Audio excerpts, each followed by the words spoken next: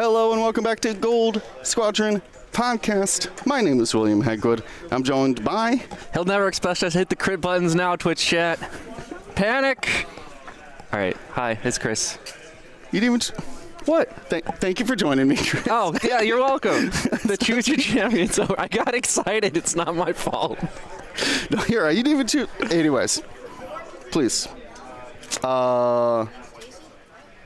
Yeah, destroy. Please choose the right faction. You do those. I wanted to see the cool Aether Sprite. Or Ida, even. Fair. Anyways, we are live at the Nova Open. This is a premier level event, a grand tournament, they call them here, in the last hurrah of organized play, and I lost my train of thought because the dice cam messed me up. The dice cam? You want to put more crits on? Will that help? No. Sorry. I lost my train of thought. Anyways, we are here, top 8 players from the previous 2 days of Swiss. 4 from Friday, 4 from Saturday have met up here. 8 remain in this grand tournament. They're going to be battling it out to see who can claim that grand tournament champion prize. We have only 2 non-rebel factions remaining, or non-rebel players remaining. Yeah, I was gonna say, and they're the same faction. Yes, so we are watching Empire until there's none remaining. Which the Empires aren't playing each other, so that might be. Yes, they weren't playing each other. Soon. That's all I cared about this morning. Oh. He bumped him with the model. Yo.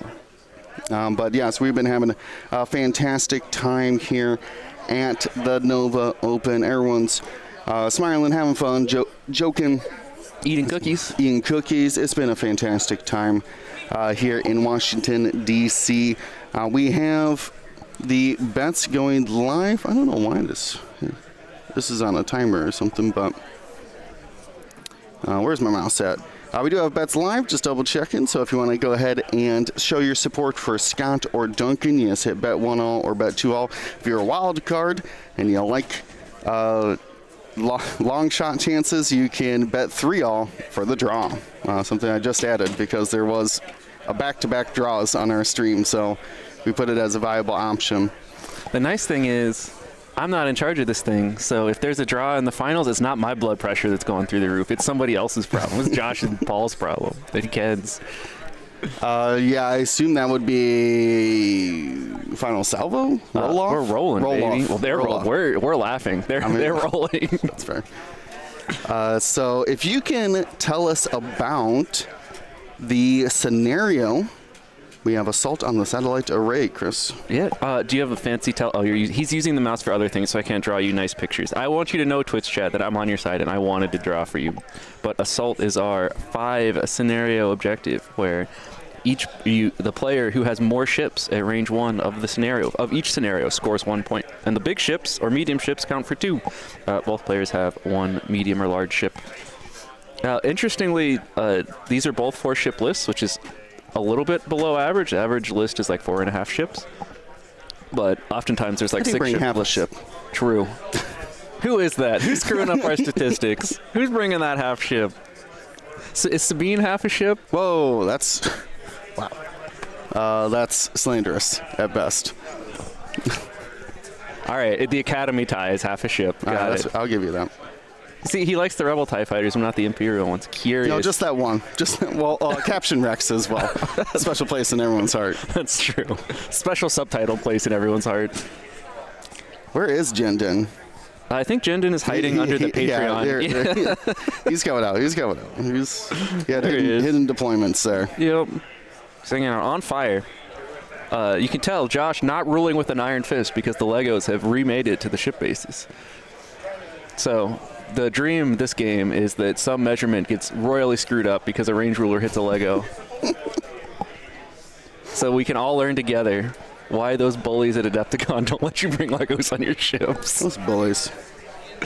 All right, we're going to be talking about some lists here in a bit, but If you got Jendon on the board, you know there's first round combat. Yep. Jendon gonna get shot twice. That's a little spooky for Jendon. I saw that he's in range of Han Solo out there.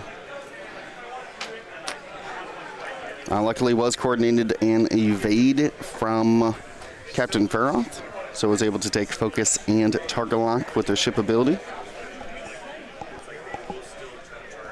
I'm waiting to see if we can even see these dice. Duncan already winning the luck roll-off here by being second player, turn 1. Yeah, it wouldn't have made a huge difference here other than letting... It's just the target lock, so... Yeah, well, and he took the target lock onto Luke anyways, so... Oh, that's true. But now he had the option, at least, and maybe Han, you know, like Luke could have barrel rolled and Han could have... I don't know why you would want to, but that was a thing that would have been possible. All right, so I was distracted by the chroma key. What happened there? Did Han it hit looked him? like Han's attack. I didn't see... I wasn't paying attention so to the results. He spent an evade and took no damage. Gotcha. All right. There is our Jendon shot. Not spending a shield. Cowardice. Not a believer. Luke, not interested. No damage there either. Yep. Whole big pile of nothing. We'll see if Luke is better at hitting things. The instinctive aim, the high variance torpedo incoming. I mean, you definitely take it, but the outcome range on this is so huge. Oh, we hit the low end of it. So triple blanks here to see any damage. Well, still takes one. Still takes one. Oh yeah, because you lose the range bonus. I know how X-Wings played. It's only been, what, 10 years? We're old. Do you know that? I've been playing for, 8 years now. You know, that's crazy. Paul had his Steel Open 2016 shirt on yesterday. I was like, oh, I went to that tournament. Oh, no. Oh, no. I'm ancient. Okay, if they are pulling off tokens, I'm going to throw a dice in there. If you could start talking about a list. Can you give me a telestrator while we're at it, too? Yes. We're going to do some drawing. It's going to be great. We're gonna go to talk about Reapers. Oh, it's coming over here? Oh, man. You said give you the telestrator. Yeah. And that's what you said. That is. There we go. Huge.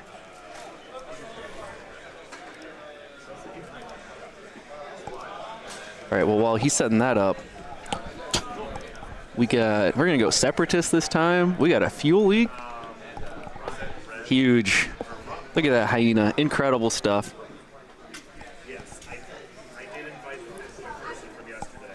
Okay. There you go. We got it. Okay, thank you. Thank you.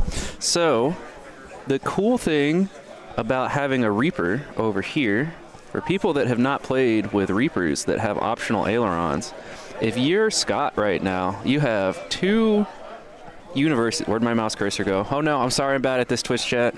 Here we go, I found it. You have a few universes you have to worry about. So, universe 1 is this Reaper just does like a 1 bank and ends up like here, getting shots in like that. Because it doesn't have to aileron. Are you talking about this? No, we're talking about Reapers for a second. Okay. Then we'll get into lists because we got interesting maneuvering things happening here, okay. right? So that Reaper could just 1 bank in and help, right? But that Reaper could also 1 bank there and then like 3 bank and be like over here, and then none of these rebel ships get to move, which is very frustrating to deal with. There aren't really good things. Like if Han had his arc to the side, he could, come out like over here and, take shots like that way. But his arc is forward, so I'm not even sure if Han's 1 straight doesn't get blocked by this Reaper. It's pretty close.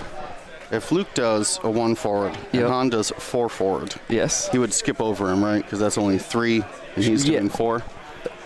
That should be correct. And then worst case, Han runs into Farroth and then backs back up into Luke. Unless Farroth ends up in that first spot, and now Han is parked like here with a defender behind him and a Reaper in front of him, which is probably not optimal. No, maybe not. But yeah, Reapers give you so much flexibility. They they give you lots of options, but those options also make your opponent's life so much harder. Their decision-making becomes very, very, very complicated very quickly in ways that, are, if you're the one playing the Reaper, oftentimes you don't see. You'll be talking to somebody and be like, yeah, I thought you were going to do this, and then they'll say something like, oh, I was scared your Reaper was going to, like, aileron right, sloop, be in front of me, and it's like, oh, I didn't even think of that, but I'm glad you had to play around it, and the thing I actually did worked out. But okay, now that we've shout out to Hortle John, subscribing to the Prime, the real way to take advantage of that Prime subscription is getting a free Twitch gaming sub. Honored that you chose Gold Squadron Podcast for that Prime subscription. Chris, can you actually talk about Scramble or Scramble? Yeah, we talked about Assault. Oh, okay. You hear that? He wasn't listening. That's brutal. I literally walked away. Well, we talked about it before you left. Oh. I may have derailed your train of thought a few times. I take no responsibility for my actions. Everything I've done is justified. My thoughts are all over the place. Let me tell you. I can talk about lists while you figure out your chroma key. Choose a list. I'm not allowed to touch the color thing over there for reasons, so, you know. The color thing? Yeah, you're fixing the chroma key stuff. Yeah, I'm trying to find... But I'm colorblind, so not helpful. I'm trying to find a spot where we can see the dice, but not the background. But anyways, luckily the background's blue. This Han Solo, you may have noticed, does not have Biston on it. It has Ezra Bridger. We are in a new timeline. Okay, it's no longer Biston Han. Biston Han o'clock. We got Ezra Bridger, who is veteran turret gunner, but costs a force to do so. But seems less good. You don't have to use it, right? It is just also a force point. It is also a force point. That's true. It's veteran turret gunner. Worst case is veteran turret gunner, and you spend a force to veteran turret gunner. Or you also get a force every turn. And while you're doing can I remember? All right, pop quiz for Chris. What's the rest of Ezra's text? I think it's while you're performing that bonus attack, you can re-roll a die if you're stressed. I think. I have like 30% confidence in that one. Novice Technician repairs crits. Chopper lets you do actions while stressed at the cost of taking a damage or exposing a card, both of which are not a huge deal for Han, usually. Engine Upgrade, you get your white boost. And the Millennium Falcon title, which is also, speaking of, generally pretty useless when you're Han. You don't ever want to be evading. But, you know, it's free, so why not? And then this is Battle over Endor Wedge, who mostly has focus and roll linked into, or boost and roll linked into focus and APTs, and throws out a bunch of damage. He has the Whisper pilot ability, where after he hits with an attack, he gets focused back, so does lots of damage, and then has some defense after the fact. That is Battle of Yavin, not over Yavin, Luke, who probably needs no introduction, but is basically a 2-force having unlimited force proton torpedoes slinging guy who goes very fast. And then this is Keo, has ion missiles and Lone Wolf and vectored cannons. So I didn't realize you could do ion missiles and Lone Wolf because I'm bad at math, apparently. I'm used to seeing either Lone Wolf or concussion missiles. So cool. But yeah, makes sense. Gives Keo some real offense. And you also get the Lone Wolf. Lone Wolf Keo, very, very, very, very annoying to kill. So yeah, here's... Yep. Double modded defense, and it's just side-slipping every turn you shoot at them, so you can't ever like keep a good arc on them. Even with something like a Defender, it's obnoxious. Look at that call. Yep. So yeah, this goes back to our Reaper thing. Imagine how silly that Luke feels when that Reaper just does the one bang. Can you imagine? I would tell Duncan, I thought you were good at this game. That would have been my response. So I'm glad it worked out for Luke. But yeah, we can see, sorry, talking about Keo. Yeah, the side slip every turn, just 2 turn. Just nothing can keep up with that. Like Sabine TIE Fighter did, and Sabine TIE Fighter isn't allowed to do damage, so it doesn't even matter. Yeah, I like a lot of people running juke. I heard a hilarious comment of, I run juke so I don't have to bring as many charges. Which is big brain. That's actually a valid opinion.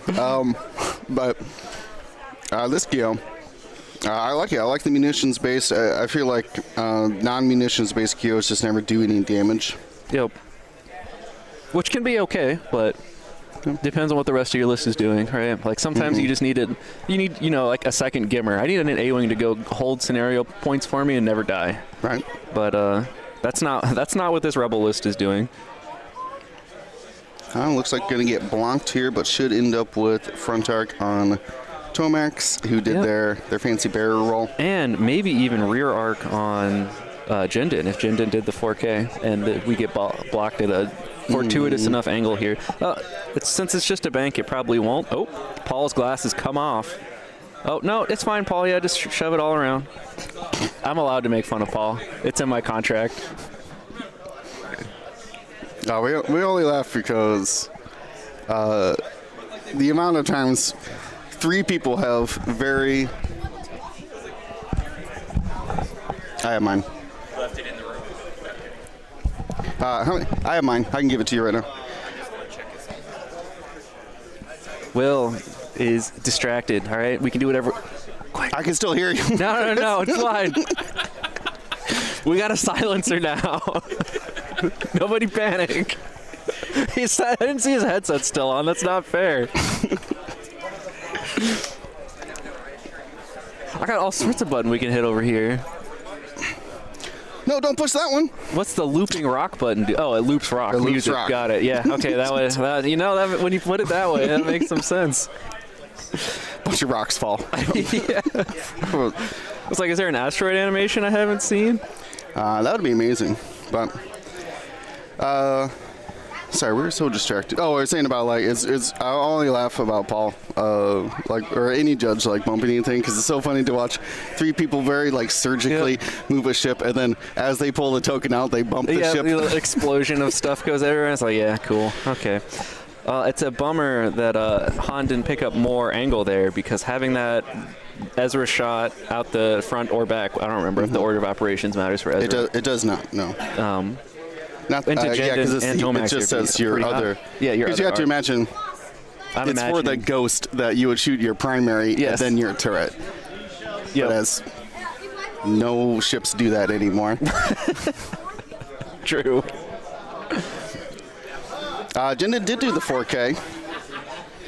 I already had the lock on Luke, though. Yep. And got a new lock. Right. Yeah, it's free. They just give them to you. It's very courteous. So Luke and Jindin both knew what was happening here, and both 4K'd to keep shooting each other. And Jindin here probably trying to decide whether or not to left boost and get a nice range one shot with a nice 4K option next turn, or just... I mean, the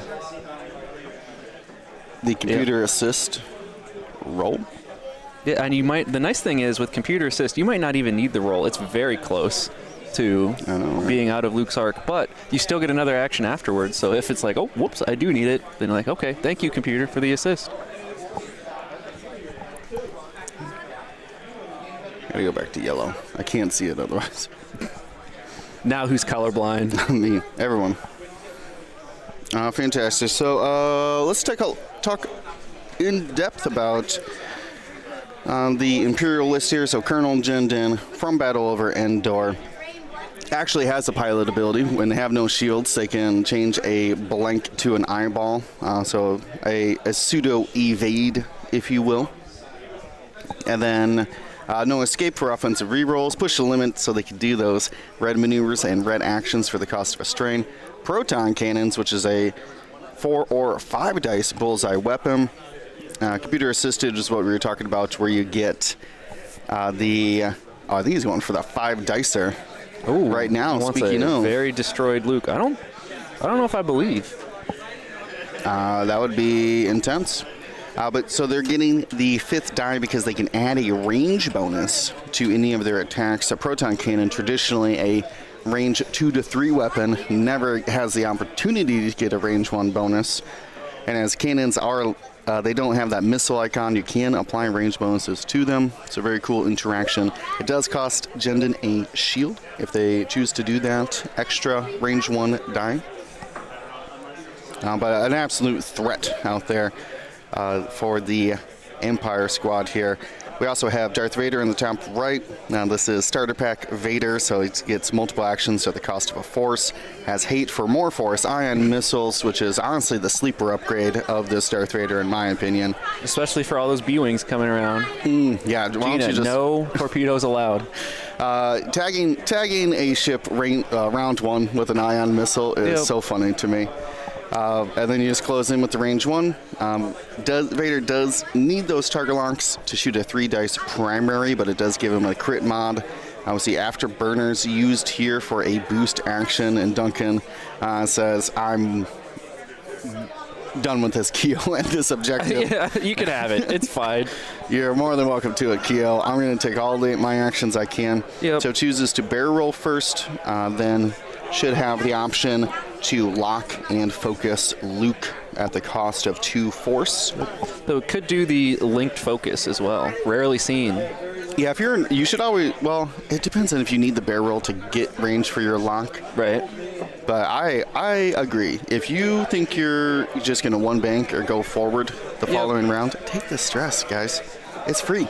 Though in this case, it might be it might be another 3 bank. Yeah, it might be another 3 bank in either directions. Well, I don't know about that left 3 bank, but it might be the right 3 bank.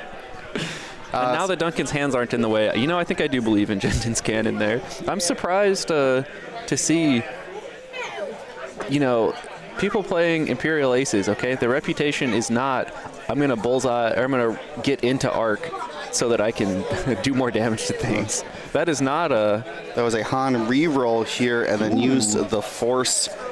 So we're going to see a Hull Breach dives onto the grid.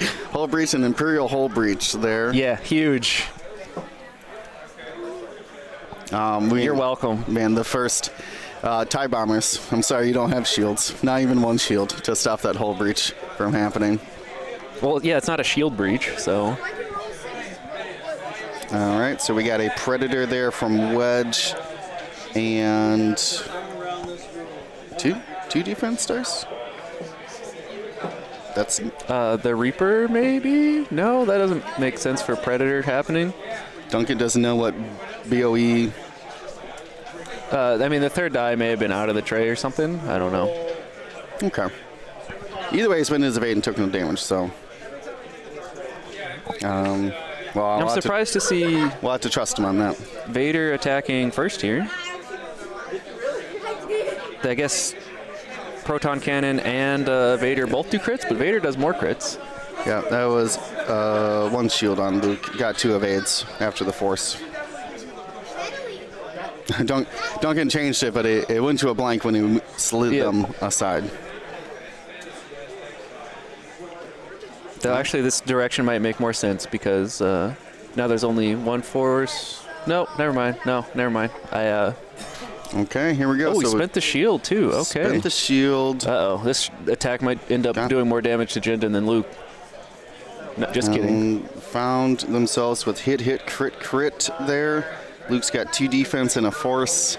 Rolls the perfect amount there, so loses 1 more shield, and we should see a damage card go down. What do we got? Hull Breach. Oh, it's Hull Breaches all around. Wow, incredible. Hide your kids, hide your breach. All right. That's an ancient meme. We just took a time machine. Help, I'm on the 2005 internet.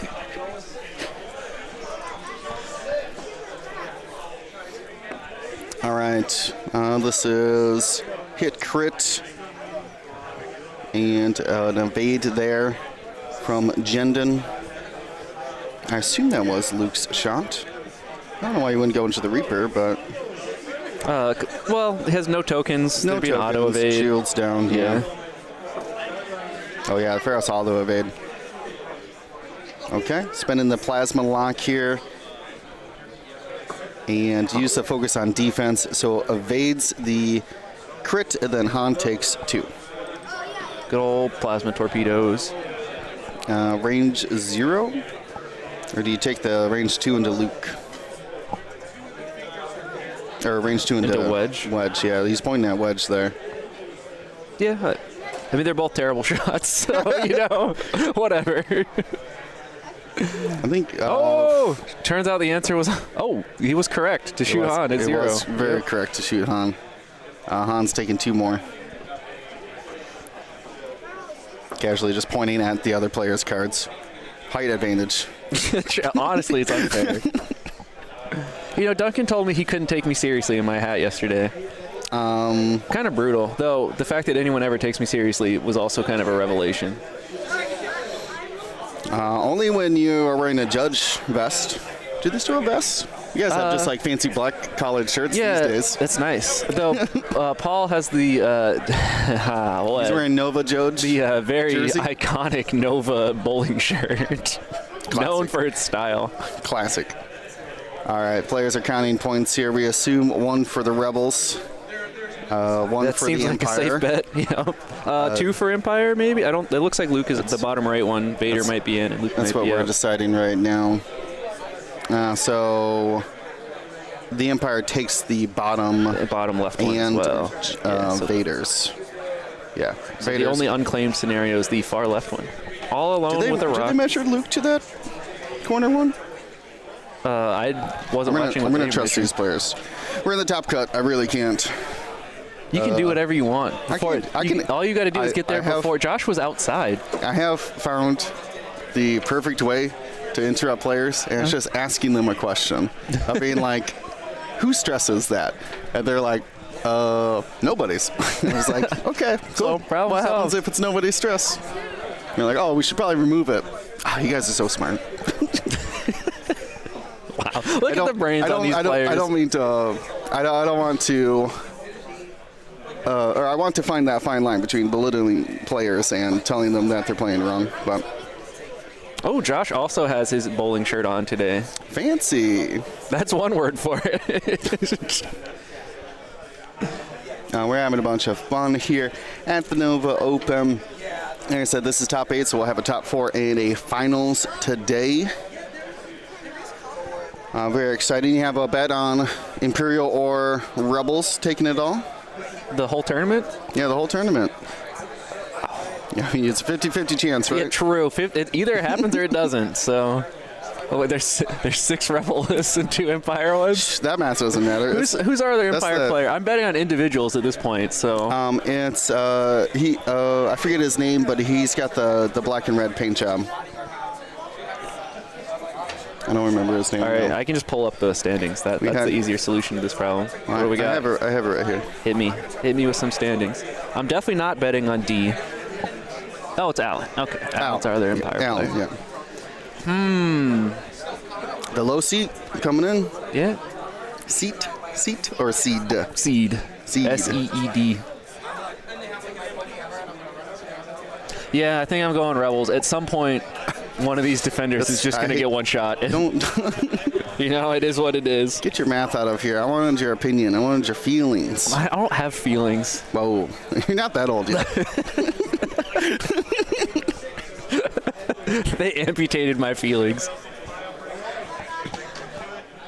The only way I feel alive is gambling, but I'm not allowed to bet more than 10,000 points at once. So why even be alive? What's the point?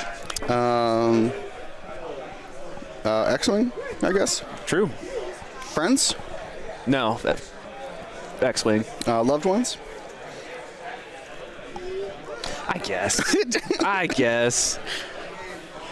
Just dogs in general. That is true. Are you a dog or cat? I didn't grow up with dogs. I always thought I was a cat person, and then a while ago, I mean, like when I started playing X-Wing, which may have been another century. Generation ago. Yeah, true. My now wife was like, "We should get a dog," and I was like, "I mean, all right." And then they were really cute, so I got one over. Okay. Big dog, little dog? Very, very big dog named Trouble, because they were very scared of everything, and they were absolutely not trouble at all. That's funny. They were real cute. Big fan. So, speaking of gambling, you want to take bets on how far this Reaper's moving? Because I bet nowhere's where we're going. One bank into Han, Yeah, we're chilling. I mean, does it have a maneuver? It could 3 straight. Yeah, 3 straight, I guess. 3 bank towards 3 straight the board face edge. nothing. Yep, huge. Oh, not that. I don't want to. It could be the big brain. I'd want to be stressed with no action and just stop. Yeah, at least get your focus token, right? No, just stop. It's about sending a message. Yeah, now I have a lot of other moves. Yep. The one sloops really penalize these ships, but with the changes to the ailerons, that was like 2 years ago or something like that. Yep. Where they don't have to ailerons anymore. They have made Reapers so much more playable. Yep. They were a wild, uncontrollable. It was a mess. It's like, all right, I have to set my Reaper up like sideways, facing the wrong direction, so that 3 turns from now it'll get to the places at the right time. It was just always like weird stuff of just like self-stressing or like, what do I want to say, of just like bumping into your own ships with the ailerons, so then like skipping over or something's weird. It's just a mess. It's one of those, you know, when they did the conversion kits for 2nd edition, a lot of ships got improved, but you know, a couple ships were like, I don't know that I believe anyone actually tried this. That's fair. I mean, they did like 1,000 cards in 3 months. Right. They were gonna. You make 1,000 cards, there's gonna be a couple ones that are like, yeah, that didn't quite hit the mark. That's okay. In 2nd edition, X-Wing, we can errata, we can point change. It's true. And now with the X-Wing Alliance community points, they're doing some pretty wild stuff. It should be updated whenever Ollie woke up today. I don't know. He's in a different time zone. Yeah, I guess that's earlier. Yeah, it's whatever, allegedly, okay, I'm told. I don't know if I believe in time zones. I literally had to imagine how the world spins around the Earth every single time I think about time zones.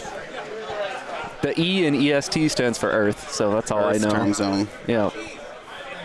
I don't think it'd be that weird if we were just all on the same clock. Would it be that weird?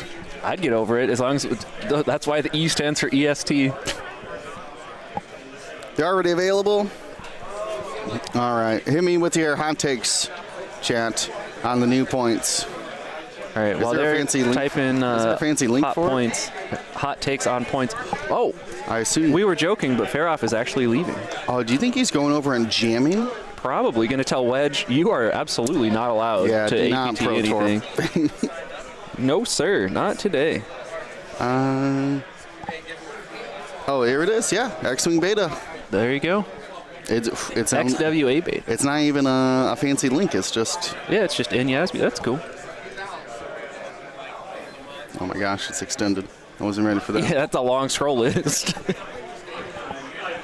Wait, go to my beloved TIE aggressor, okay? Is it safe?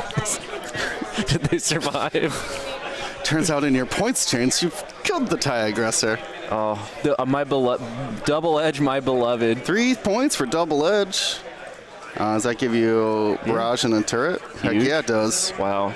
Our king, double edge. Okay, double edge. All right, I want to hop back to this game now. We can look at this while we're. I was looking at one. I wanted to look at the defender. I was looking at Colonel Jenden. Jenden goes up to 8 in the beta points. As a note. For absolutely no reason. Although the other Imperial list doesn't have a Jenden in it. It has Larir. Ah. Larir is very cool. I'm a big fan. Big Larir guy. It's not sensitive controls the rear. So that's I'll, not my favorite, but I'll allow it. So the one thing I wanted to hit, but we got distracted talking about dogs, which to be fair, much more important. Fair. Was, man, where is Han going? There's like nowhere Han can clear a maneuver that's useful this turn. It's quite rough. And the nice thing is he's got Chopper, so he could like 3 right turn away.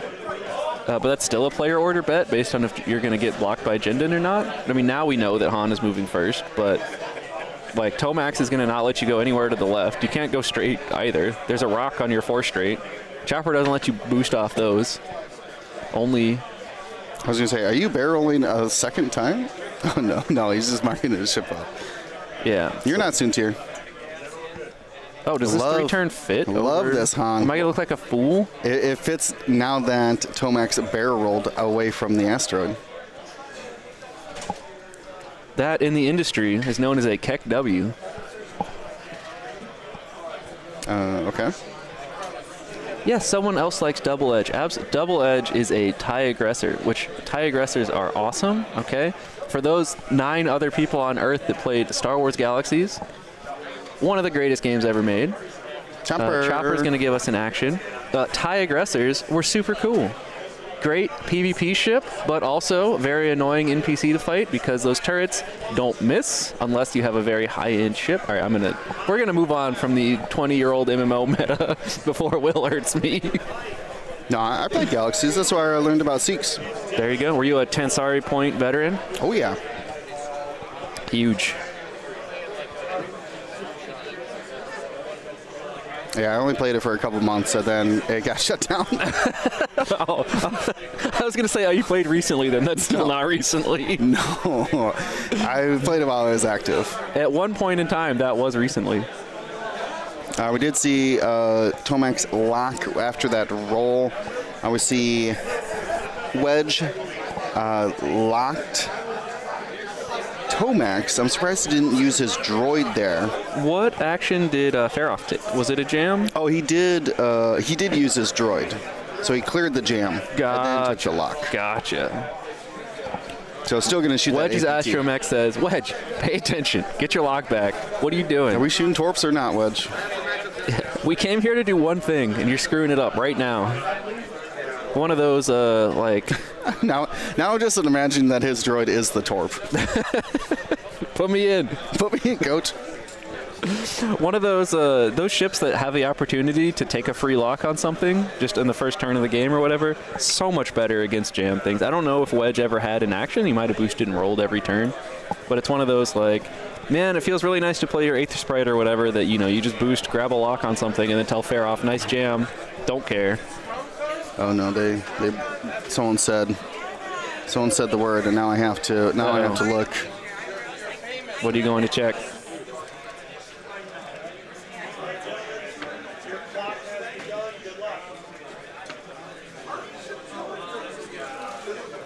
Where's Sloan? Oh, he's looking for Sloan. He can't find Sloan. Are they a gunner now? Are they two crew?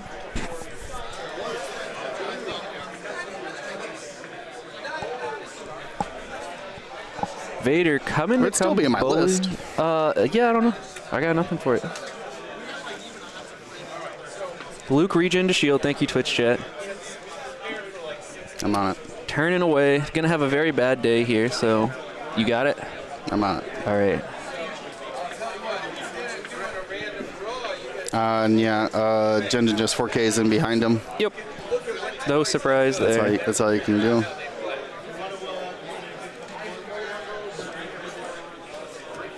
All right, Han Solo doing a little Jendon bullying, no big deal. Okay. Jendon has the hull breach. Oh, that's a big number. All right, good. That's all I cared about. I was like, that ship's not 20 or upgrades not 20 points. Crits. Wait, all right, hang on. Read them out to me. No, these are all. Yeah, what do we got? It's my time. We have 4 crits coming in. Yep, read them. Wounded. I'm looking for Damaged and hull breach. No directs in there. All right, hull breach, wounded. What else was it? Wounded. Yep, I got wounded. I got hull breach. Damaged sensor array. Okay, check. And another hull breach. And another hull breach. All right. Well, but Chris, those animations are all overlaying each other. Yes, they are. You're welcome. That Tomax seems totally fine. He's 100% chilling. Was that the end of Tomax? No, this was 2 crits into. Oh yeah, that was the I6 attacks, and yeah, Tomax takes even more crits and is taken out. How fun! They're not going to tell me what crits? No, it didn't matter. Wow, it always matters. The first ones mattered because we were looking for a fuel leak or a direct to just take him out in one shot. Now I think we're looking range 1 primary onto Luke. Yep. Oh, that's a very sad Luke Skywalker. Going to take at least a shield and a crit. Has both force charges available. Yep, so shield and a crit. Fuel leak. Uh-oh, with a hull breach. That's very spooky. One next damage coming in. Luke's having problems. Is that where the fuel in an X-Wing is stored? Where it glue? Yeah. glowed on the graphic? They're right underneath the pilot, obviously. That sounds like a very Star Wars place to put the fuel.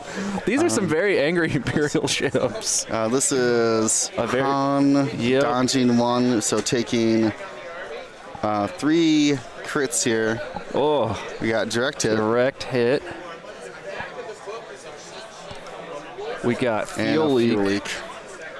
Not the right order to take those in. Well, I mean, it is the right order. Not the right order to deal those in. See, look at that. The fuel leak is glowing right beneath the pilot. I don't know where else you put it. The rest of the ship is like wing. But, like, you put fuel in the wings of You put it most close, planes. I mean, right next to the engines, I would imagine. True. But yes, you're right. It's like nose, cockpit. Yeah, that's it. And There's no rest of the ship. I assume there's a hyperdrive in there somewhere. Allegedly. Don't get me started on hyperdrive technology. It was like computers for like in the 60s, computers the size Yep. of rooms. And then apparently they're like, These kids you and their can put- newfangled you hyperdrive put technology. hyperdrives in your pocket apparently in new Star Wars. We got an ion missile. Vader, not interested. No, thank you. I like that. Keo just Can you trying. imagine if that Vader got ionized there? Just absolute bullying. Like, hey, Vader, no locks Ion, for you. Just Ion bullies Vader the rest of the game. Could be the dream.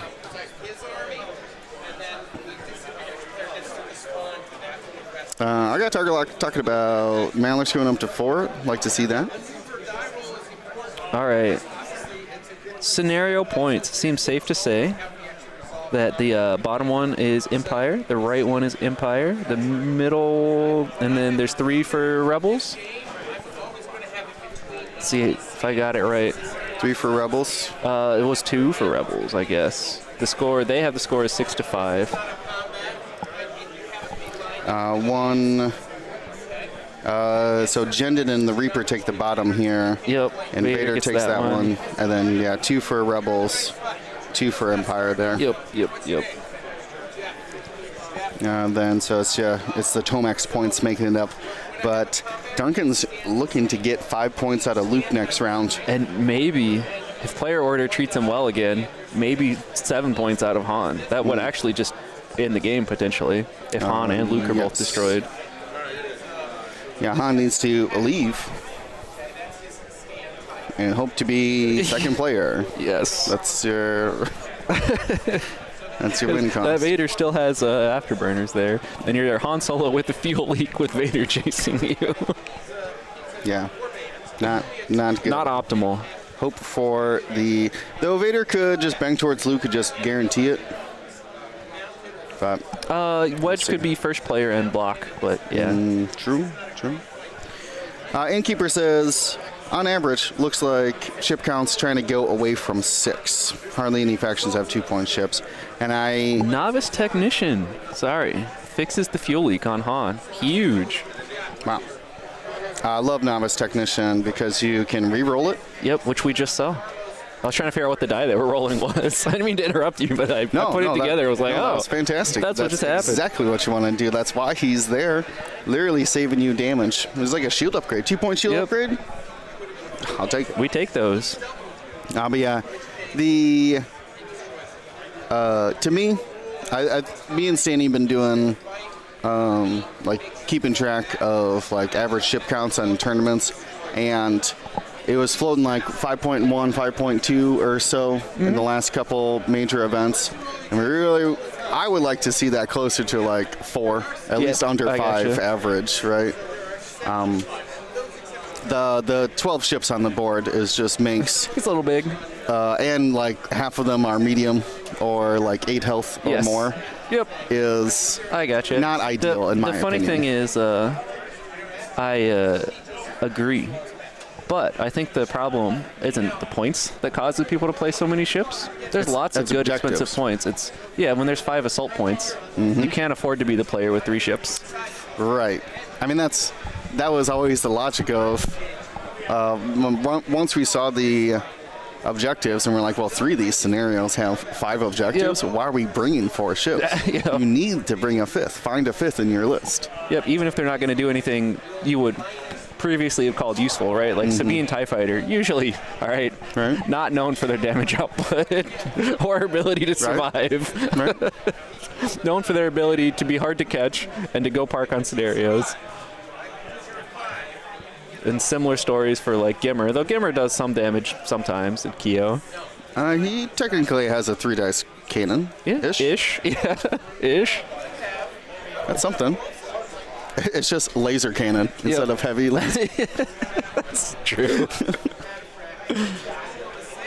I got a custom aiming. What upgrade you put on it? Laser cannon. You know, I put some guns on it. All right, that's fair. So yeah, hopefully between the remaining grand tournaments of the season, I know someone was telling me about some in October. Yep, we have Orlando next week. Orlando, QuestCon. Yes. PAX, Phoenix. Yep. I'm trying to think of other ones that are Games this and year. Stuff. Okay, Games and Stuff. I don't know where that is, but That's around here. It's in a couple weeks. I can't remember exactly when it is. around here. Around here, it's in like Maryland. I will say, as an anecdote here in this planning phase, as someone from the Midwest, Yep. where 2 hours can take you, like, you know, that we're talking like that's a whole different. Or sorry, I'm trying to say that. Where I come from, you drive 2 hours and you're in the same state. Yep. And around here, if you drive 2 hours, you've gone through Like three 6 different colonies. Yep. Yeah. 3 different like metropolitan areas, and they're like, "Oh yeah, I took a train to Philadelphia, and we're heading up to Baltimore on a bus." And I was just like, okay." You're like, is that legal? Can you do that? I drive for 15 hours and I'm still in Texas. Yeah, pretty much. So that's been like jarring to me of realizing how close like Massachusetts and like Philadelphia and all this is like really compact into a very small area. Yep. Very cool. I don't get out to the East Coast very much, to be honest with you. Never had an interest until X-Wing. It's all right here. We do okay. It's a swamplander. It is. All right. DC, so I maintain that DC calling itself a swamp is stolen valor, okay?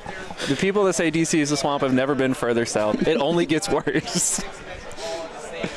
The North Carolina is even swampier, okay? Florida, I believe, is actually submerged in the water. Some of it is below sea level, yeah. We are. Next week, I'm going to be underwater, okay? When we're running things at QuestCon, and we're going to have our scuba gear on, okay? All the X-Wing stuff has to be on magnets so it stays to the board, doesn't float. Laminate your cards. Yep. Kyo, side slip here or just chasing? Do you like side slip barrel roll to keep claiming that objective? So you're in a lot of trouble in this game if you're Scott right now, right? Like, yeah, you can keep claiming the objective if you want. I mean, you could just keep one turning forever. It's not like anything shooting. You don't even need the force, right? But I don't know that you win this game by having Kyo just come and park on this objective. I think it might be time that Kyo has to come dramatically swing above the amount of damage you expect Kyo to do and start like landing ions onto Vader and to help your Han get away while Luke miraculously survives type stuff.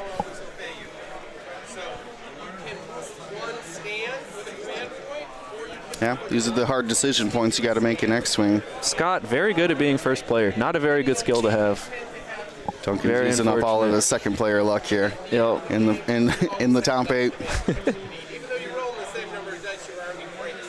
Yeah, it looks like Kyo coming to try to ionize Vader again. Yeah, just keep locking. Just keep locking. Well, see, now you're only single modded, so why wouldn't you just side slip? I think the plan is we're just gonna roll hits. Fair. I don't have a better suggestion. Is this Reaper leaving? Ooh, he's cutting in. Oh, interesting to see the one turn and not like a. I guess we're going for Han there. Yeah, you get Archon Han, and then you can kind of cut back through those. Yep. Yeah, it's that's an interesting one. I'm just surprised to not see like a one bank, so you have some modification on that shot. Because I don't know what Han could. I guess if Han goes to the right, this gives you arc, and it wouldn't otherwise. That makes sense. One of those things that's hard to see from this table perspective. This is turn 4? Turn 4, yeah. Yeah, we're doing 3 sets of points. Yep. And Luke looks like exactly not blocking the 4K. That's it might, but I don't know that I believe in Jindin doing that 4K. Jindin can want 2 forward. They don't have a 1 forward. They do not have a 1 forward. Gonna regen a shield. Yeah, of course. You got to. And then I assume fix the fuel leak. But I think... Yeah, if no token went out, you fix the fuel leak. Yep. That's a very spooky place for that Luke to be, though. But you are truly gambling, because if you barrel roll to the right to try to block like the 2 straight or the 1 left bank, and then Jindin does the 4K, then you feel real silly very quickly. Wedge sets up here for a nice APT into Vader, though. Here, he just shot it into... oh, did he? I missed it? He shot it into Tomax. Erased. Absolutely erased Tomax. Okay. Just setting up for a nice shot, period, then, into Vader. I check out Zuvio's loadout. I actually will be checking out quad jumpers, don't you worry. Oh, no. Quad jumper's coming back. He does do the 2 straight. Does do the 2 straight. The mind games. The mind games. Should have rolled. And that's presumably a very sad Luke Skywalker. Has 3 health left still, but all right. Wedge though has a very good shot into Vader. That could, there are universes that exist that end in like a destroyed Vader here, because that's a double modded shot from Han that's shooting first, and a good shot from Wedge. Not double modded, but that's we're looking at 8 dice coming into Vader. Yeah, I took the lock because didn't know if Vader was going to be in the bullseye or not. Yep. First player problems. I would simply be the second player. Okay, Han throws a bunch of stuff out of hand, and we're going to find 2 damage onto Vader. There you go. And Wedge now. Wedge. See if Wedge can do the same thing. Is he as good at this game as Han? Oh, he's APTing again. You lied to me. You said it was gone. I guess I did think it was gone. He used the... Excuse me. He used the droid, but not the torp. And that's a lot of damage into Vader. You might see a face-up Imperial card here. I do want to see a face-up Imperial card here. Weapons. Oh, that's a good one. About the best you could hope for there. Maybe panicked. Yeah, blinded probably. Blinded? Disabled power regulator. That would have been the best one. Oh, yes, yes.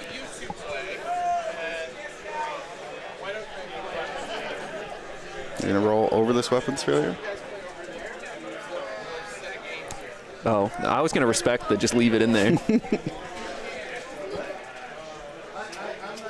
Okay, yeah, I was going to say, don't move, 4 dice. Don't move the weapons failure, and then roll 4 dice. He's rolling. Oh, it's Jindin. Okay, never mind. All right.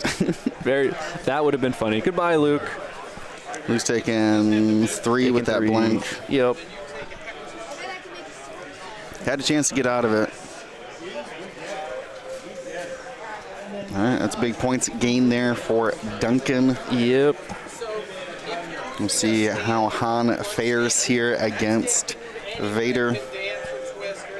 Only 3 dice coming into Han. Well, there's also the Faroff shot, which Faroff might be ruthlessing Vader now. Also very funny. They're discussing a token here. Oh. Yeah, Wedge spent the lock. Both of them spent locks. Or no, Han didn't spend the lock? They removed Kyo's lock? I don't know what they did there. So wants the crit. So he's going to spend a force. And then he's going to spend the lock. And then drop 2 more force. Han's going to spend the force there and take hit crit. Which is damaged engine. I'm so good at this. My whole life was born to push random Stream Deck buttons. See, look, it does light up the engine on that one. Well, yeah, you don't keep the fuel in the engines, obviously. That's where it goes when you need to go, not when you want to store. I mean, it would, it makes sense if you did store them in the engines. That's where they need the fuel. Probably obstructed judge call here. You know it's a judge call if the clear template goes out on the board. I was so good at losing those that Andrew printed me one that says, please return to Chris A on it. This is Keo looking for Lone Wolf. Doesn't have it, so we're going to have to spend the target lock. Yep. I did have a target lock. Yeah, that was the target lock that they were talking about. Two that hits. Was mysterious. Vader has a force left, question mark? Yes. You see how much Duncan cares about this. Keo, the demon, said, who is target locking me? Yeah, got hit with the askers. Pretty rough. Yeah, can't even find a single damage, though. The Iron Missile I like because most of the time you're only going to be doing 1 damage with a 3 dice attack. Just thinking about the Ruthless on Vader. This is fair off and on. You might as well, right? I mean, that puts your Vader at 1 hull. You push the crit through. Yeah, push the crit through. Yep. Which is wounded. Not relevant. I mean, there's with Han at 2 health there. I mean, you push it through to try to get the direct hit. Had it been like not a crit, obviously you just don't even bother with that. Yeah. Novice Technician messes with that quite a bit because oftentimes those crits are, if you get the blinded pilot on Han, if you get a weapons failure, you get a what's it called, the like panicked or something. Yeah, panicked. He's got choppers. Oh, he can't chopper now. Never mind. Your choppers are well. You can always expose. You can. You're just taking the same gamble again. But yeah, I mean, Han can even Novice Technician that damaged engine, and you got to roll 2 hits in a row to die, even to what's it called? If Novice Technician. Oh, you'd have to flip up a direct. Yeah. You'd have to roll a hit twice. I see what you're saying. To flip up and then flip up a direct if you really want anything bad to happen out of that. And what are the odds? What's the worst that could happen? There definitely is a direct in there. Yes. Because he pulled a direct earlier. So, yeah, you really can't even risk the novice. Yeah. Well, you can because, I mean, I don't know that you should because. You shouldn't. It doesn't really matter. You can always just do the 3 turn and you have chopper and gamble later if you want, right? Like you don't get anything for making that. Taking that risk now versus later. True. Yeah, Will Vader. Oh, we're doing it. Okay, we're chilling. Nice. Our engine no longer damaged. Repaired even. Yeah, because you can't repair pilot crits, I assume. He's not a medic. That sounds reasonable. He's not a medic. But I'm pretty sure novice medic Novice Technician doesn't care what kind of crit it is. Tequilasaurus Rex, thank you so much. 50 months with Prime. So honored to have you guys' support and joining us through the full 3 days of the event. Lou the Lunatic asking how we're feeling after 3 days. I was feeling it yesterday, delirious. You were struggling. It was very entertaining. I was struggling. I got really good sleep. I got probably 10 hours of sleep. Yeah, we got back with cookies, and I messaged you. I was like, you want the cookie delivery, and I just never even heard back. I literally fully clothed above the sheets. Yep. Holding my phone and remote. Kenton walked in and I was like, okay, this is bedtime. I'm there. Let's go. I like it. Can you add our scenario point that they just scored in? No. By the way, it's just 1 each. Only Scots. That's fair. Duncan doesn't deserve it. No, we're honored to have Duncan on stream, even though I did kind of make him, but you didn't make him. Josh made the judges. The judges made them. Traditionally, we do respect a player's choice to not be on stream. Totally reasonable. Not this time. Sauce. But a little amogus action there. A little, just going to throw that out if you deny stream. Not that I'm not going to like you, but you're going to go, huh? Well, I would hope that everybody would want to show off their X-Wing skills. So, but Duncan, notoriously not a fan of being on stream. Doesn't want to play on stream. So, I checked. Novice technician. My man can fix eyeballs. Okay. He can fix brains. He can fix anything. He's a god. Yeah, I can unstun you. Yeah, true. It's like, bro, you gotta calm down, okay? But he's calming you down, and meanwhile, your engine catches fire because he screwed up at calming you down. Truly a 10 out of 10 theme hit on that guy. Yeah, it's like, let me fix your eyes. Yeah. Also, I revealed a direct hit. So, Yeah, so sorry. you know, it is what it is. I have good news and bad news. Yeah, that's funny though. Yeah, to fix your blinded and then reveal the same blinded. Like, Yeah, like, well, I got one eye, but you know. oops, sorry. XWA points are out today. All you gotta do is go to that Yasby.com. Isn't it Yasby.app? It probably is Yasby.app. Wow. Will here just peddling in misinformation. I was thinking about that when I typed it. Whoa, not that one. Yeah, don't. Whoops, sorry. He's just bullying Twitch chat now. Whoops, sorry. I stand as your witness now that Will is just deleting innocent Whoops. Twitch chat messages. Whoops, my bad. I thought I could delete my own, but that's not how that works. My bad. It's just sniped. My bad. Just brutal. I thought those buttons were for my message. Absolutely dumpster truck. Sorry. Just sitting in a building and Will just pulls the chair out. Time to sit down. That's funny. We got any results in yet for the other games? Not yet. Well, not yet. Not yet. This might be the first game done. All right, Keo decided, you know what? That side slipping thing's pretty cool. I'm going to do that. Check this out. Look what I can do. Big Emperor's New Groove vibes. And then I assume relock. Just keep locking. Or are you going to roll? No, just relax.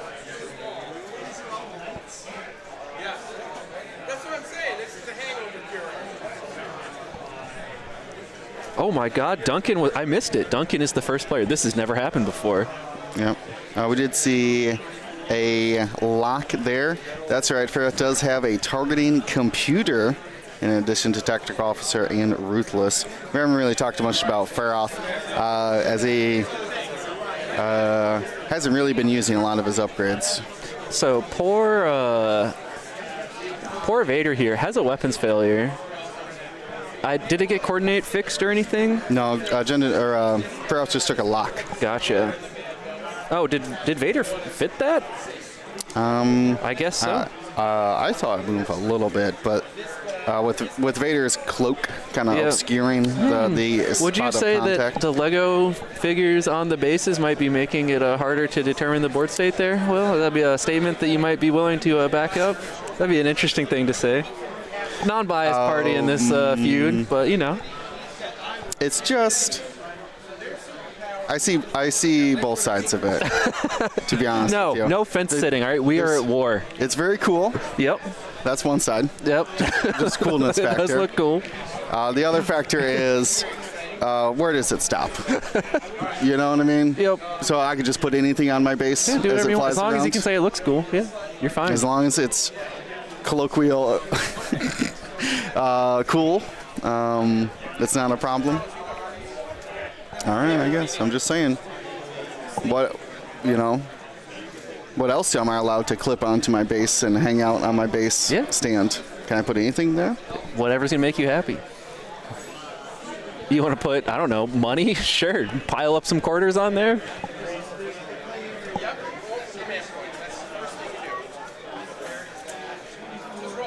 Start taping unlimited cards to it. Here's my Vader on my Vader. But yeah, so Vader trying to get the, I assume, really planning on Han going left there. Like taking a 3 left turn. We'll see, because that is... Did I assume he spent all of his force to fix all of his things? That would be the smart thing to do. He definitely barrel rolled and focused. I believe there's a stress hiding behind him, so probably... No, that's... Oh, yeah. Yeah. So I think he just did all the actions there. So is one of those things also a lock on... Han, yeah. On? Okay. Duncan's the classic example of what is that token even doing?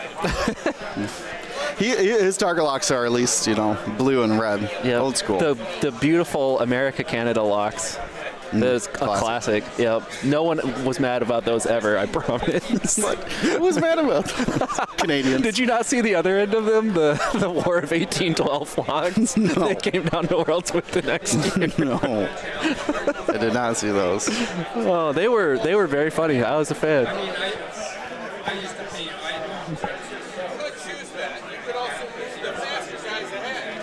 Jendon, I don't know what that measurement was. measuring for a lock on that rock, I think. Probably looking to figure out how far he was from the snare. I don't know what that was.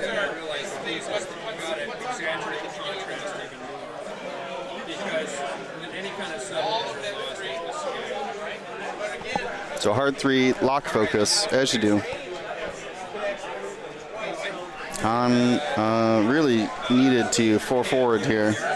Han is allowed to take 50-50s on. Yeah, I was say it's not a 50-50 when you're Han to just go over the debris, and you can boost out afterwards. I didn't think I catch. I mean, these players are smart enough to know that you roll it before you move. If your ship's on one hole, just roll That's the die. Han, so he gets to roll it twice. So how bad could it be? Well, I mean, he's not going to have a shot. Yep, but Isn't getting shot by more than one ship. And with the force and the reroll and 2 defense dice, has a good chance of getting 2. we just not roll. I respect it, just not rolling it. No, I had the dice cam on. Oh, gotcha. That's what I was saying. He rolled it. He rolled it first before he moved. I misheard you. I thought you said usually people just roll it first here. No. I was complimenting Scott. Scott said this must be like either the first time we've caught him on stream or the first time he's done really well in a tournament, because he said he'd never been on stream before. Oh, it's fun, exciting. He felt very comfortable, though. I like it. He was laughing and stuff with Duncan, so... Yeah, this Han, that turn decision is one of the hard ones, because that Vader has 1 health, right? If you are trading shots with that Vader, you're probably both being destroyed, which could be good, or it could be bad, right? The 3 turn, probably more often than not, Han still gets destroyed here from fair off. But you kind of got to... So that was Jendon into Wedge. I didn't see if Wedge took any damage from that. It didn't. He didn't spend his focus token, yeah. so I don't know if Jendon got all 3 there. Predator. Okay, well. All right. That's unfortunate. Many such cases. You hate to see it.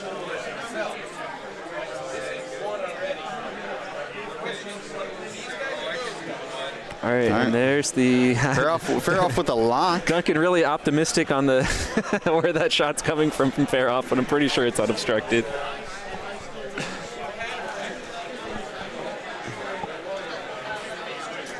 Do you kill your own Vader? Nice. You re-roll it first. Yeah, you could, but you could just say, Vader, it's time to go home. There it is. Yep. And Duncan's going to get... 2 scenario point. 1, but... Well, he offered the handshake, but they're gonna fire the last attack here. Just I believe in as Keo. a moral victory here for Keo. Got all 3. Vader with 4 dice. 1 more. There. And Vader survives. All right. And at least 1 scenario point here, but. Jendon does have the bottom. There we have it. Duncan Howard takes this game of the top 8. We'll move on to the final 4 here at the Nova Open. Fantastic. We'll pay out bets here. 4 people didn't bet on Duncan. Well, I mean, in their defense, the payout odds were not good. It was a very Duncan heavily favored bet. Do you think... I don't know if he's going to be on stream next round. We're probably just going to keep following him. No, I don't need it. Did you win?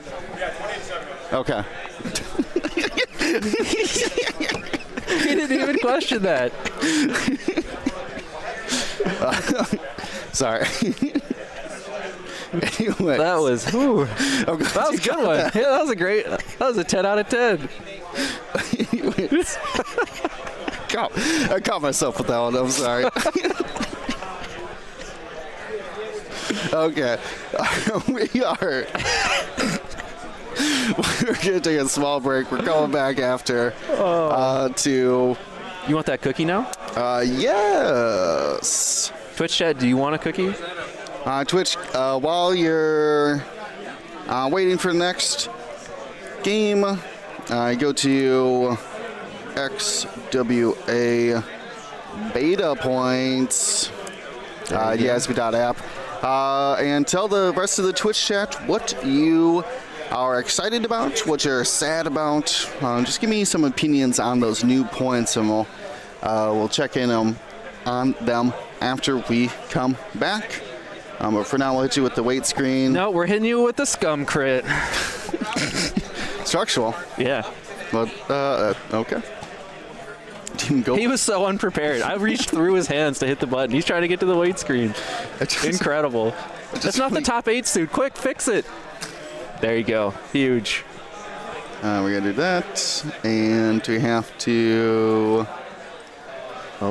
say, What's this we'll button say do? 45. 45? That's our countdown. Oh, okay. Cool. We'll see you guys soon.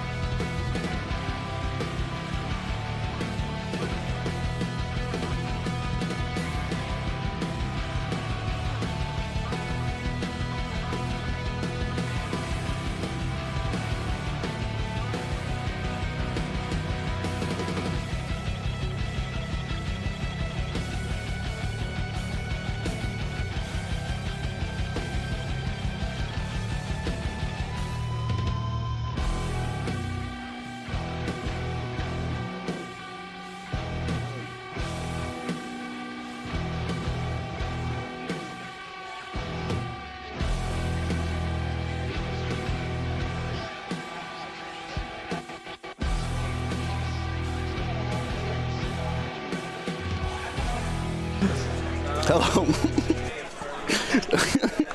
Stunned pilot. He's stunned. His train of thought's gone already. Sorry, I'm all over the place. You can't release new points for me to critique during an event. Anyways, what's the only cards banned are the ones that cost over 20 points. And Delta 7. If you see, and Delta 7s, configs or whatever. If you see a card over 20 points, it probably is a clear sign that it's banned. Anyways, we're actually starting this.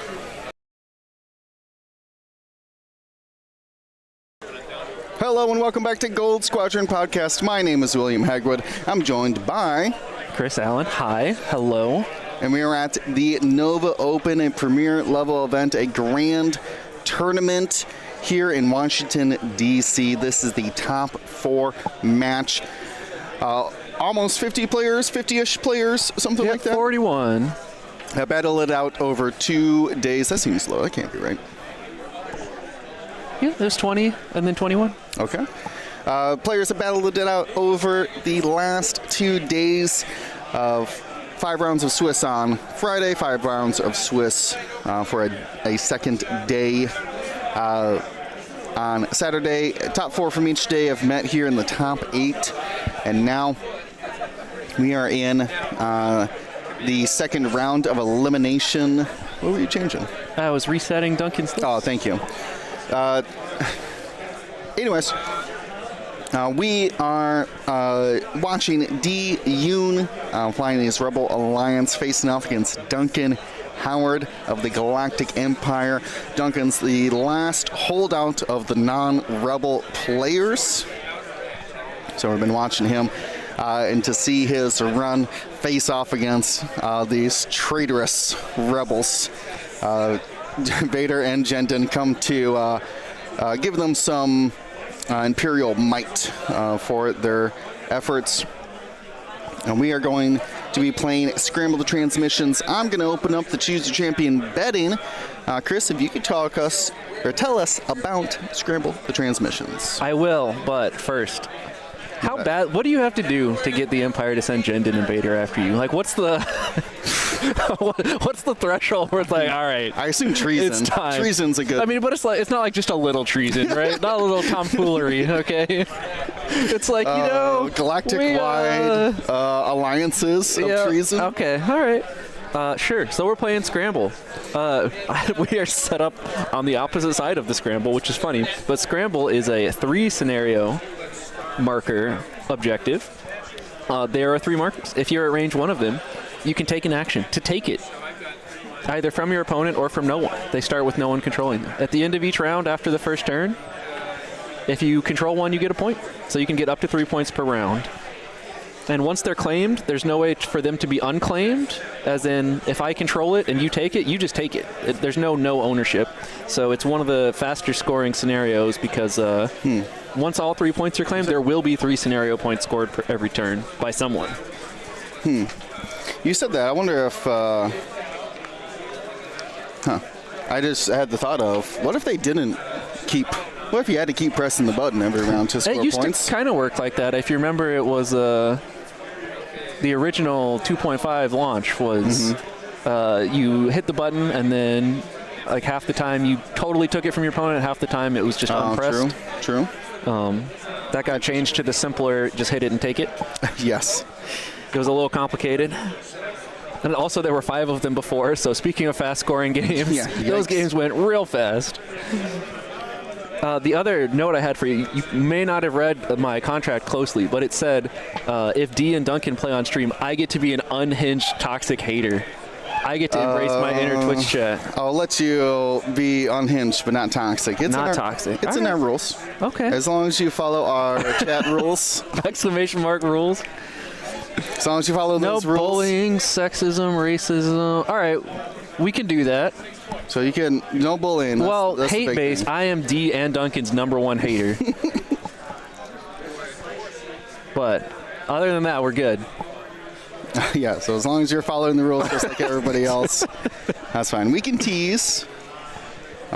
These are very much our friends here Yes. at the top 4, so we're both proud and angry that they're the ones at the top. Sadly, the true sad timeline is someone has to win this game. They both can't lose. True. You hate to see it. But yeah, let's take a look at. Oh, did I press this? I thought this popped up. I'm pretty sure you pressed it. I don't know what's up with that. It is going away, isn't it? What are the betting odds? That's the real question. Oh, lots of West Coast doubters. Already a start here for Duncan. They must have been watching the previous game.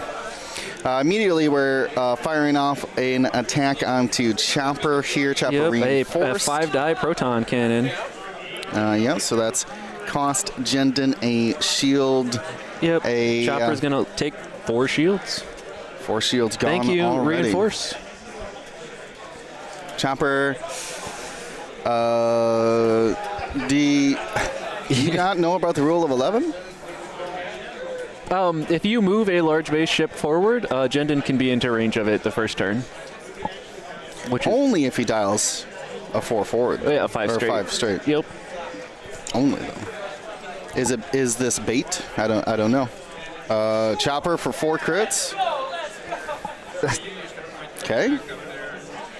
That's a How, Jendon may have 4 shields, but that's more about sending a message. So is. 1 damage on Chopper for yeah, that. we're looking for how many blanks here. Has an evade, so we're looking Yep. for multiple blanks from Jendon. There are 2 blanks. There it is. So Jendon takes another damage. in this exchange, Chopper took you. Vader is suffering for sorry. Jendon's Sorry. failures here. My bad. There we go. So that net exchange is actually like it feels bad for anyone just looking at the raw health. I was like, wow, Chopper took 5 damage there, but Jendon took 2. 2 of 7 versus 5 of 14 is not far off. They're both more than 25%. Yep, about a third. About a third. Okay. But now Chopper is in the way. What? Chopper is initiative 2, and Faroff is initiative 3, which is really bad news for Chopper because Chopper doesn't ever get to block Jendon ever now because it did just disappear. I watched it happen. It timed out. The choose your champion. It does time out. Okay. Now we know. We're not normally crazy. this only has like 8 minutes. Yeah. So. Sorry, but one of the big upsides of Chopper is you have this great blocker, and when you block things, even if they red focus, you just jam it off. But Faroff can just coordinate after Chopper moves, so it's really, really, really hard, and by really hard, I mean more or less impossible for Jendon to get blocked.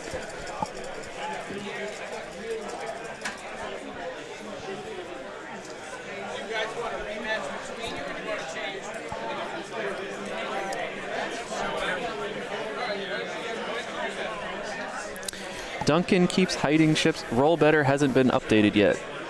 I'm not sure I follow. Oh, I see what you're saying. Oh, with the link. I'll actually look. I didn't have it pulled up, but I will take a look. We have Pete. Get that bracket view. There you go. That's the good one to link to send. Oh, you can't send the bracket. I can't send Never the mind. bracket. So Pete, with his 2 A-wing, X-wing, B-wing, B-wing, beats out Aaron, who had the 2 X's, and Sabine with 2 B-wings. So Rebel on Rebel won there. So Pete moves on to the top 4. Casey beats Steven. Steven had brought B-wing Hera and Benthic as a kind of Heratani with X's. Casey with that BBXAA moves on. So that is basically our mirror match, which is why we're not watching that one. Coward. Cowardice. No thanks. We are both players obviously excellent and would enjoy to watch their finals game. But it's more interesting to watch the non-mirrors, in my opinion. So instead we have D and Duncan here. D is the top seed, and Duncan is the 5th as a note. Pete and Casey were the 7th and 6th. Yeah, and those seed numbers are a little misleading because the 7th seed is really the 3 seed from the lower seeded day, which probably would have been Friday. Not that the higher versus lower seeded day matters here. but so D was the top seed, and Duncan was the third seed. Second seed? The fifth seed would be 1, 3. He was the third seed, yeah, of the day, of his day.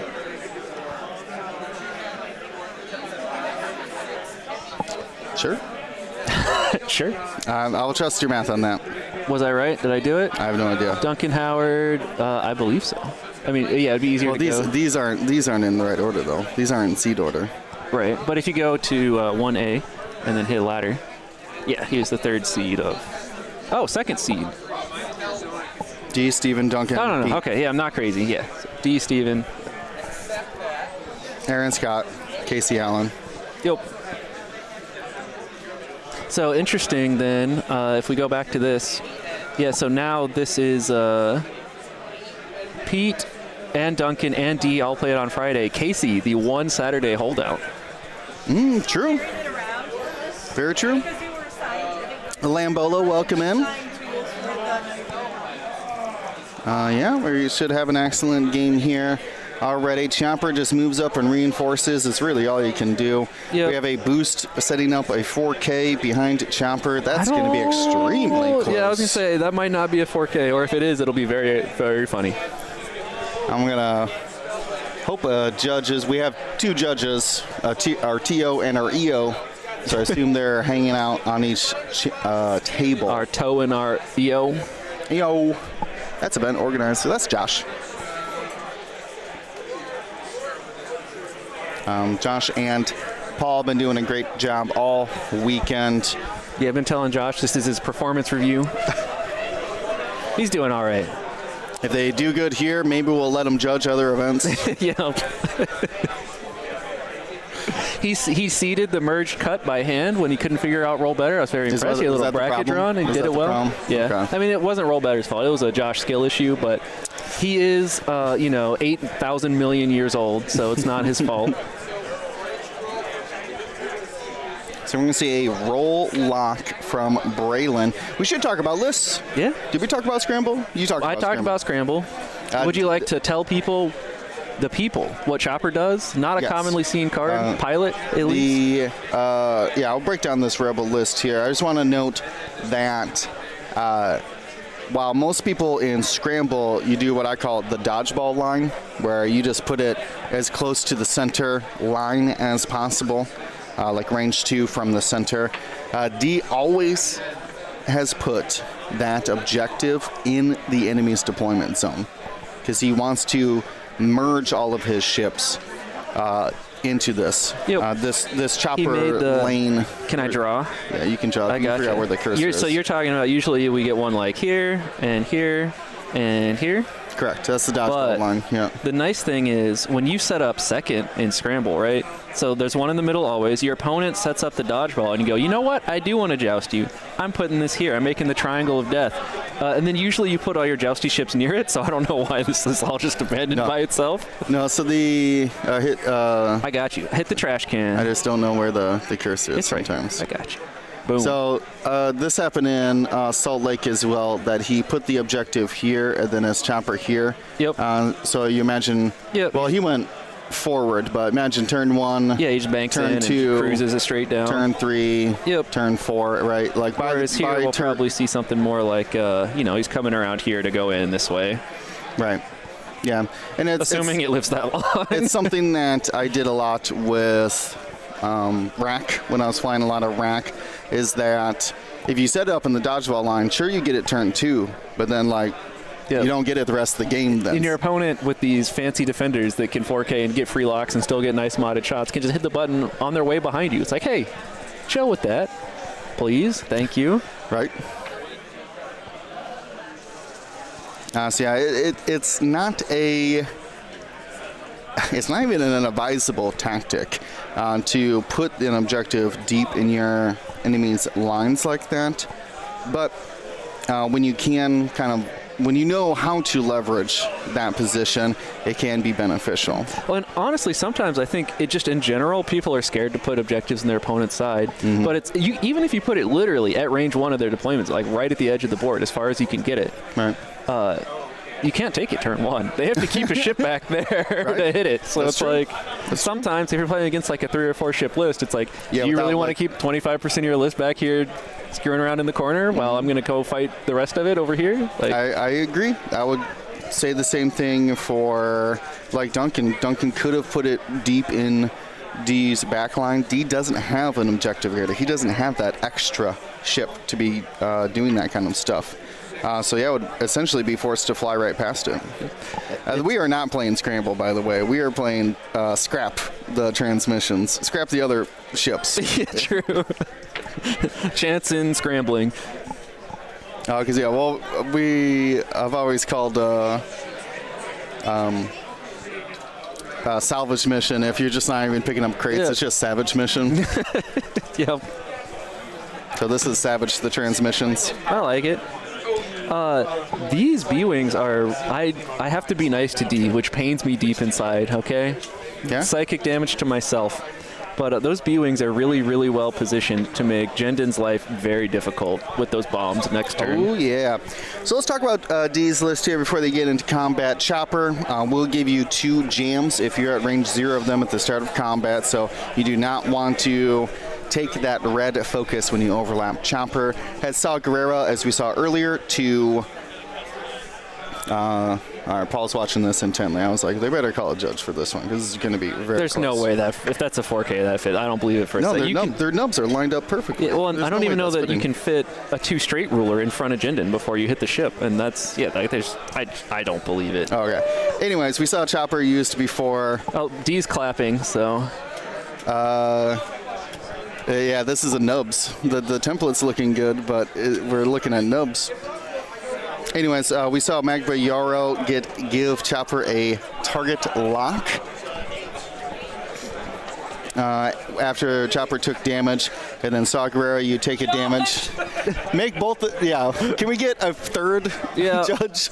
Who's failing their performance review? It's Josh. It's Josh. Shameful. These are. I'm also allowed to bully Josh. It's in my contract. These are 2 judges. They are impartial to this game. They don't have a stake in it. But it looks like the nubs were just clear. Millimeters of difference here. Wow, really threw that template towards Vader there. You know who's not clear of bombs next turn though? Jendin is. I guess I'm going straight very quickly next turn. Though he might be able to like 3-turn boost and only eat a proton bomb. I'm not exactly sure how that spacing works out, but I don't know. That was the move of the day, at least for Duncan, I would say. Because if that doesn't fit, it's a real dead Jendin. It's at least a proton torpedo into him and maybe also a homing missile. Right. So, or just a primary. Anyways, Chopper has Saw Gerrera, so he can take a damage to convert all eyes to crits. We saw that earlier in the first round as well. So these B-Wings, not only do they give each other tokens, Braylon getting a focus, Gina getting a target lock at the start of combat if they're both stressed. They have rerolls for defense if there's more friendlies nearby. They both have munitions, homing missiles on Braylon, proton torpedoes on Gina. They both have bombs, proton bombs on Braylon, ion bombs on Gina, and they can launch those out the side, or drop them technically, drop them out the side by using one of those 2 charges they have. We see that they were both used, the charges this round, to get evade tokens. All that comes from the gyro stabilizers. See a good shot of Duncan's remaining hair. It's a war zone out there. Sorry, everyone's catching strays today. I don't know. Sorry.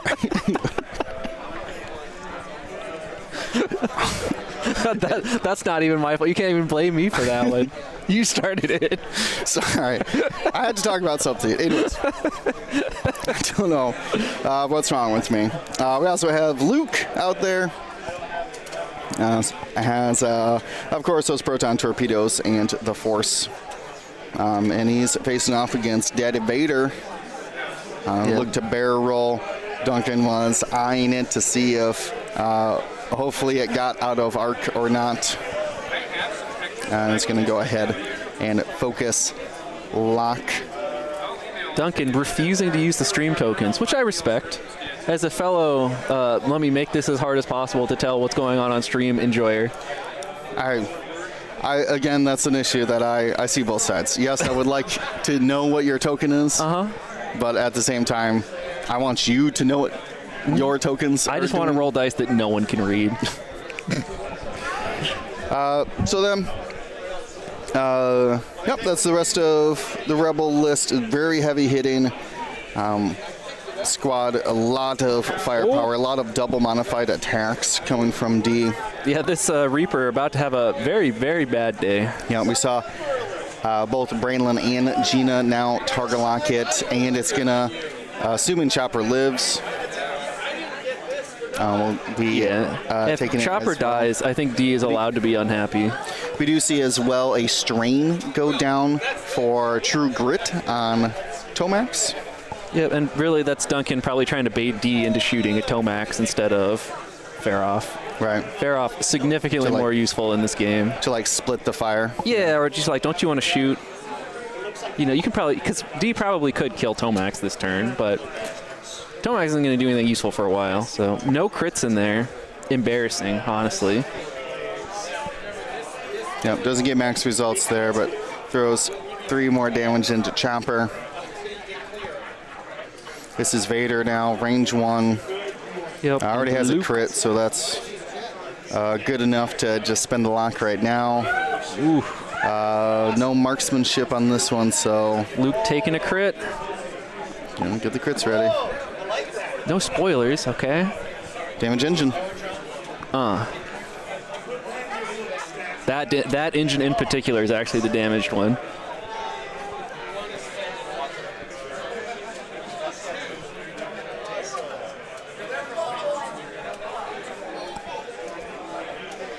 Oh, he did claim as well. Great call. Now we do see a this is mine token on the bottom objective. So Vader did all the actions: lock, objective, lock, focus, roll. Yeah, just a couple, whatever, no big deal. This is a plasma torp. Is that into Braylon? Plasma into Braylon. Yep. Braylon does not need to save their evade. They are not the one with juke. So it can spin the evade here. Take 3 shields. I guess you could check for reroll. Yep. Oh, you definitely have the reroll, but it's not like... There it is. Oh, Faroff might have a shot, so that's true. Yep. Check. Gets the reroll. It's a trap. You have to look for more friendlies at range 1 than enemies. So Chopper and Gina out there. And then the plasma took an extra shield, so that would be 3 still. 3 total damage. All on the shields. Also, Faroth cares about green tokens, not focus tokens. It's so true. The evade would count. That's true. Real and true. Same thing with reinforce. So, very cool. I assume this is, the proton torpedo. Yep, and then spend the focus there.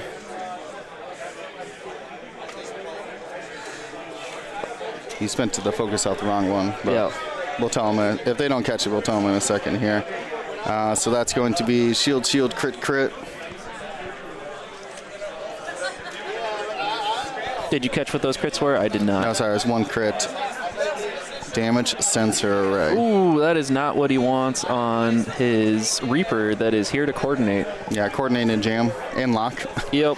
Literally paid more money to get all of these extra actions. Lost all these actions we paid money for. Granted, probably won't matter because I'll be surprised. I'm going to tell them right now. They got it. Oh, okay, they're catching it right now. Yep. So now we do primary, I assume. Yep, from Braylon. This would be a disrespectful homing missile. I'd be here for it, but... Takes 3 more. Froth lives on 1. Yep, and, that makes your chopper shot feel a little wasteful, but, it is what it is.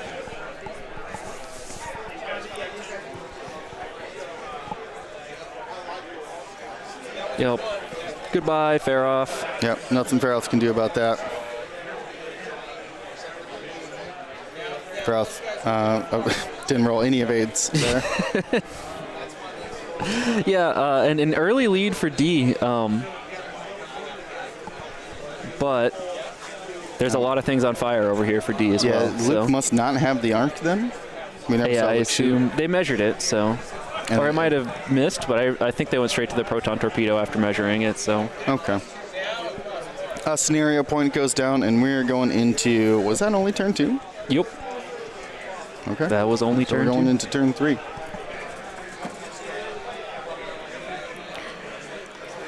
Fantastic Limbolo. Not only joining with us here, gift announce subs. So kind here.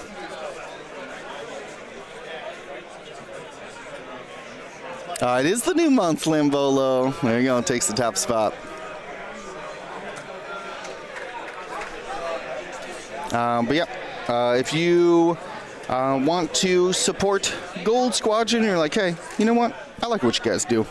I like you going to events, streaming them. The best way to help us is through the Patreon. There's levels for everybody. It's actually cheaper per month than a Twitch subscription. So if you're like, I don't know if I have the commitment to a Twitch subscription, check out the Patreon. I get a bunch of cool stuff for signing up. We have like available art that you can do. We have like private channels in our Discord. Shoot, I was actually supposed to post some behind the scenes stuff, but I never actually got a chance to. Wow. I know, that's my Broken bad. promise. You run into Tierney recently? What? You run into Tierney recently? No. No broken trust? No broken trust. Okay. I've been to, but the day I was doing it, I didn't have Wi-Fi. Then the next day, my phone was dead. And then the final day, today, I haven't had a chance Remember yet. I told Stumpy to send me pictures of sea turtles from the aquarium today? There was a sea turtle at the aquarium. Yeah, it's real cute. I don't know if that's technically a sea turtle, but it is. Well, it swimming. is a turtle. You know, we'll take. Oh, look at it. Look how cute the snapping turtle is. Wow, adorable. Yeah, huge. Extremely rare Stump W.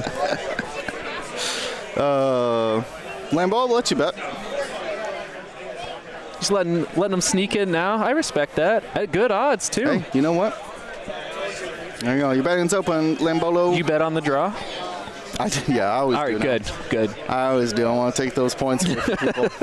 You just like that 1 in 20 games. Coming away rich. Yeah, Lambolo, I gave it away to Matt.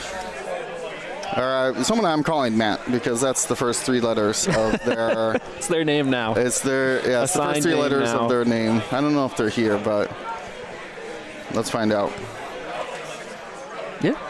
Matt, you have to message me on Discord.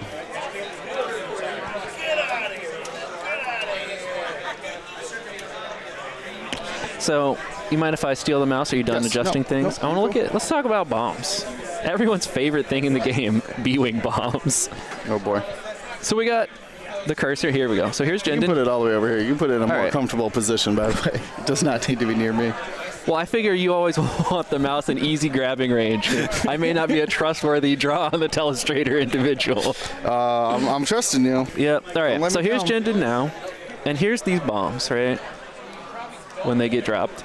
And those bombs would probably hit these B-wings after they move. But you know what? I didn't bring 9 held B-wings to care about hitting my own bombs. So even if Jendon does like a 3-turn and ends up somewhere like here, right? Somewhere around here. Oh, there we go. We're still, range 1 is probably something like, let's get red out here again. Range 1 is probably something like, probably not quite that big, but maybe something like this around these bombs, right? So now you're looking at like 3 turning and rolling, maybe not even getting you out of it. Your 3-turn roll is like here-ish. It's like iffy. And now you're probably sitting at range 1 in front of stuff. Also, there might be a ghost just blocking your turn in. So it's like, if you're Jendon, are you just leaving here? Can you afford to just leave and watch Tomax get evaporated? I mean, do you just dial in the 4K? You could, but the ghost could also dial in the 4K. Ooh, yeah, Did D... Is that rock in D's way? It is, but I don't think it's, Here's a pro tip. Yep. Deploy your ships within range 1 to 2 of the neutral edge, and you'll never hit rocks. That's true. Real. But also, like, I think you could put a 5 straight and a 1 straight in front of that ghost and not hit that rock. You could 4K that ghost, no problem. They have 4Ks now, right? Not 5Ks? 4Ks. Yeah. Ghost, not a very commonly seen ship, but you know what? So uncommonly seen that we can show off this cool feature. There's your ghost dial. It is, in fact, a 4K. But even the 2-turn that you kind of want to do is right up in Jindin's 3-turn way. And if you get blocked by that ghost, you're going straight to Bomb City.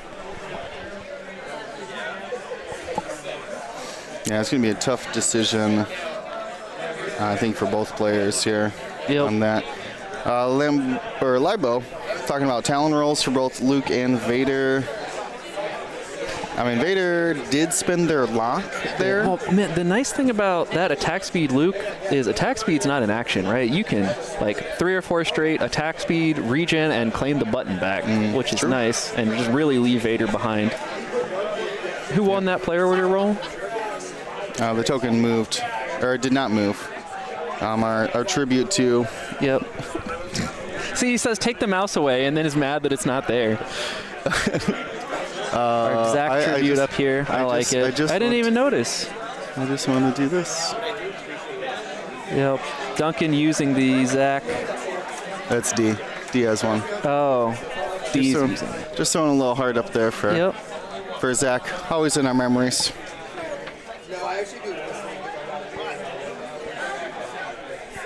All right, the bombs are coming out. Braylon already flipped the charge to a side drop here. Yep. She's thinking about it. Ooh, going this way. Yeah, see, I was wondering if, like, Chomper does the hard 2, but the B-Wing's 1 bank towards Jindin. Gotcha. And that way you catch Jindin no matter what. Yeah. This is why they pay Will the large GSP dollars. But, I mean, Jindin could just, like, hard 1 and then, like, barrel out of your arc, though, too. Yep. So. But then he's strained facing the board edge, which at least he's not hurting you. No, I mean, like, turn towards the B-Wings and barrel out. Yeah. Hard to say. Well, now he's going straight to Bomb City. We're just bombing both ways, huh? Okay. Everything must go. It's a fire sale on all these ships. Hey, don't. Anyone bet 3? I did, the major. Oh, I didn't bet this round. I would never bet on either of these players. Never mind.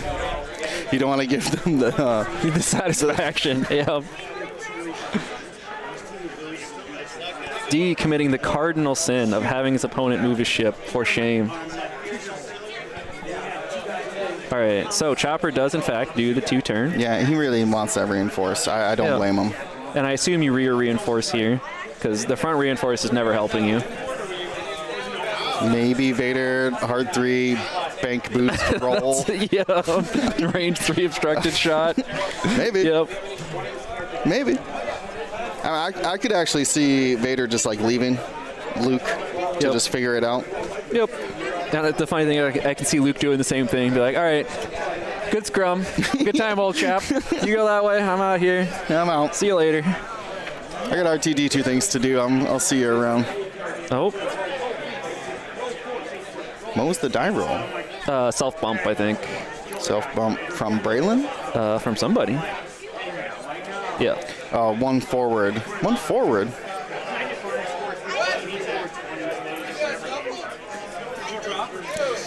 So he's guaranteeing the hit on the proton bombs? I think he just wants to hit Tomax with it, but man. Yeah, I don't know. I mean, bombing all of your own rebel ships is not a good idea. Because I always expect Tomax to just like 5K or 4 forward here. I'd rather eat bombs than eat range 1. We saw Duncan take some very surprising to me risky Jindin maneuvers that I would not have expected before. Oh, Tomax is. So D with the 10 billion trillion IQ play here of using Braylon to block Tomax, trying to avoid all the bombs. Incredible. And now Chopper says, what up? What up? So you remember earlier when I said, yeah, that front reinforced would never be useful. What a fool. Okay. But now that Tomax is sitting straight in front of a ghost. So, you better hope that the ghost goes down, or Tomax going to have a real bad day. Yeah. Is that a 2-bank from Gina to not hit Braylon, or... Yeah, see, it's a 1-bank this way. But then he's going to ionize Gina doing this, right? And this is the problem with dropping the ion bombs in these risky situations. Like, you're just hurting yourself, man. Yeah, I mean, don't get me wrong. If he ionizes Jendon here, then cool. But this is a very all-in risky choice. And D's, despite currently being up on points, I think is currently losing the game pretty badly at the moment. So I get the very risky play. But no, that was the die roll for self bump. Yeah, but okay. Didn't Braylon Braylon did too. Okay. Yeah. And they're both going to lose the shield. I'm going to take this. Yeah. They're all going to lose the shield. Yeah, and we're going to start doing crits to stuff. It's going to be a whole thing. So we see Luke says, hey, I'm good on this, actually. Thank you. Yeah. Probably safe to say he's regenerating shield. If D doesn't, I will make fun of him, and that'll be fun. He may also attack speed, probably just hitting the button. Yep, there's the attack speed. Nice thing is now Luke can grab it again next turn. Get the other one. Yeah, you grab the one behind you first, of course. Yeah. Yep. I assume he got the shield. I'm going to give him the shield. He might just not put the weapons disable out because he's literally there's flying nothing in the same universe over there. Yeah. Possible. Yeah, I see a face-up shield on Luke. Okay. So. Good spot. All right, is that a Talon roll or is it a turn?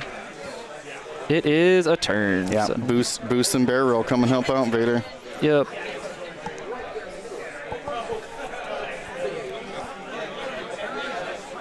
Could actually straight boost here. Yep. And then bear roll left.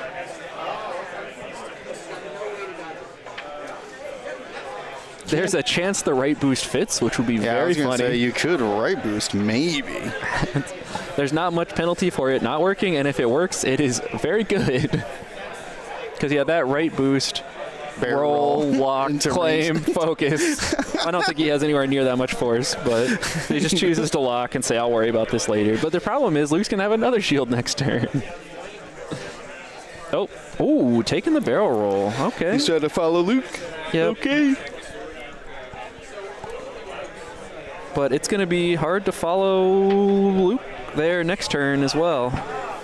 Because Luke can do something like, just a 3-bank out, and suddenly you're trying to take obstructed shots on Luke.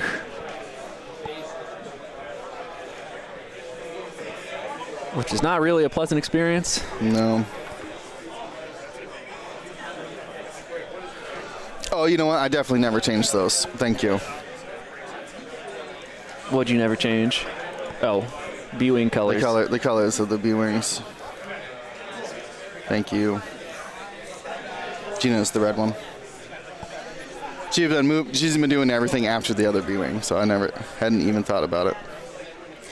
All right, and does Duncan. he reclaim? No, he doesn't have enough force for it, so he only had one force that he got back at the end of the round to do the focus linked roll. So Duncan asking which bomb is which. He is confirmed in D's head, did the 1-bank. So like you mentioned, if D had done that 4K and then 1-bank the B-Wings, that would be the saddest defender in the whole universe. Yeah, D is using the proton as the ion and the seismic as the proton. Sure. Extremely not confusing and clear. Thank you, D. I love the Lego escorts. Lambello, too hot of a topic. You're going to start a fight. Too hot. There's no politics. It's in the stream rules.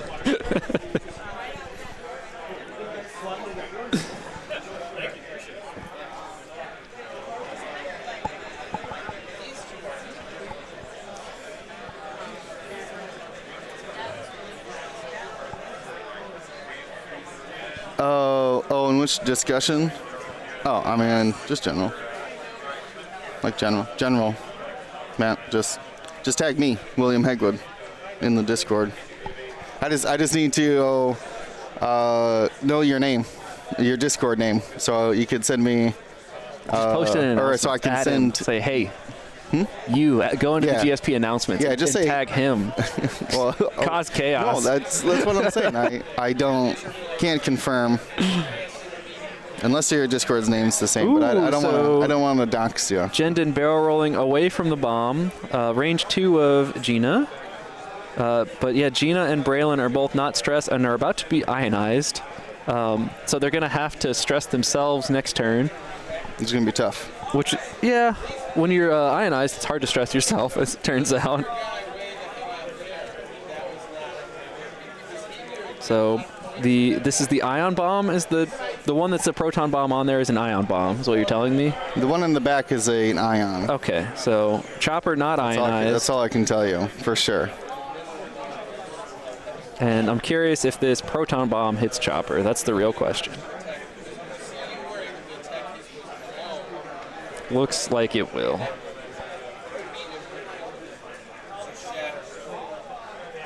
So direct hit on Tomax. They can't do them both at once. We got a fuel leak on Chopper, and we got Empire direct hit. There we go. Oh, I hit it and nothing happened. Oh no, there we go. I'm just making the animations mad by hitting them at the same time. That's what's happening here. So 2 damage on Tomax. On Tomax? Yep. What did Jendon do? Sorry. There was the bomb. Oh, the bomb did. Yeah. I was like, what is happening? Okay, direct hit on Tomax, and then what the fuel? Oh, she had 1 more damage on Tomax. Yeah, fuel leak on. Uh-oh. Oh, this isn't the Luke. Okay. This is Vader, Luke, Yep. shield and a crit, and to. This is blind. Okay, that's not relevant. That's so not relevant. I'm not even gonna hit the button. Luke is never shooting again. It doesn't matter. And then yeah, these B-wings lost bombs, or lost shields to the bomb. Yep.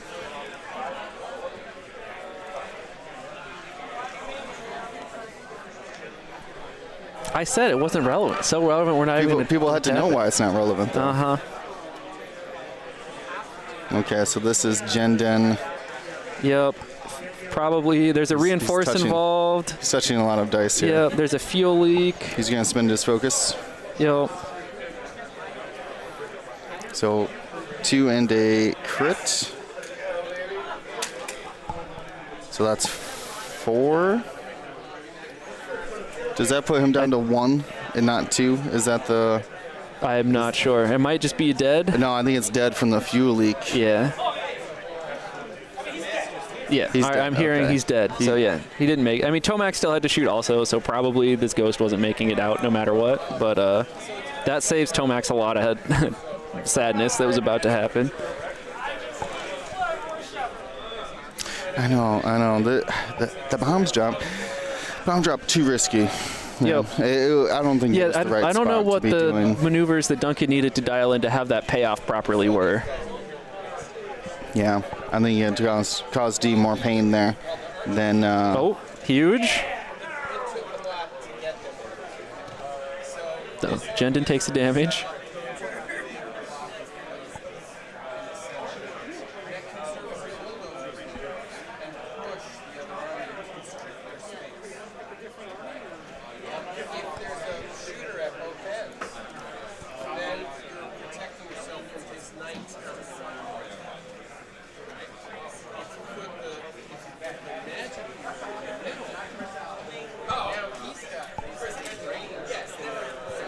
I heard my name. I'm catching strays. It's not fair.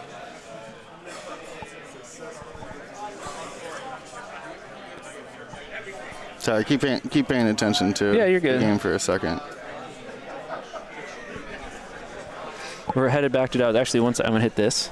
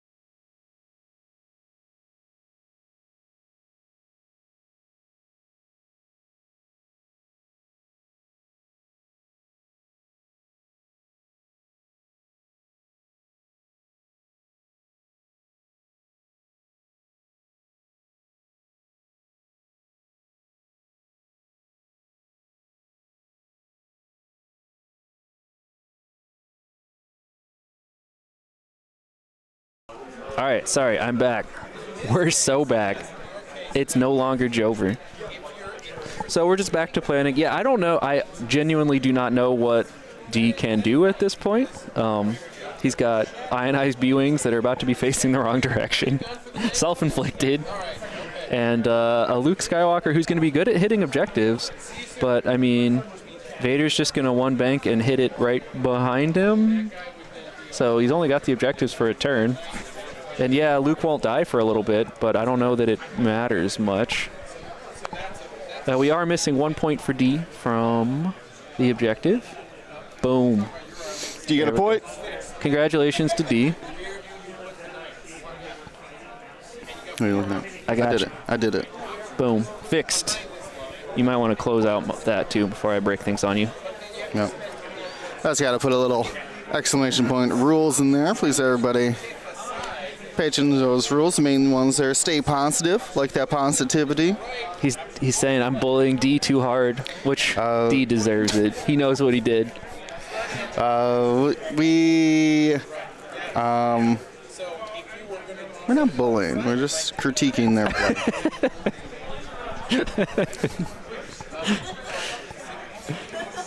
What is the score of the other game? Oh, you know what? I'll go check that real quick. Yeah, I got Can you ask him? You want a cookie on my way back? Yes. Okay. Mint. What kind? Mint? Mint. You got it. I like toothpaste in my chocolate.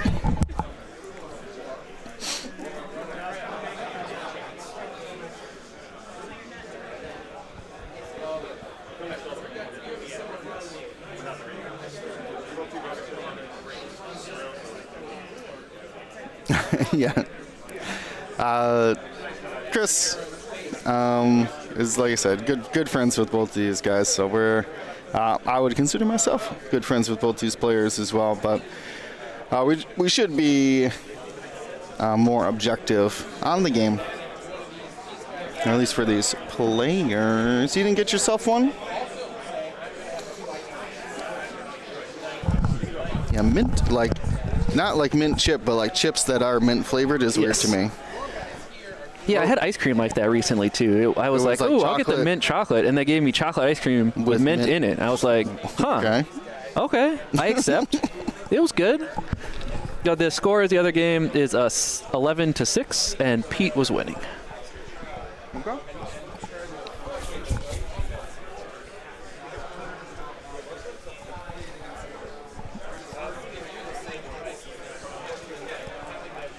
Is Vader just going to one bank or what?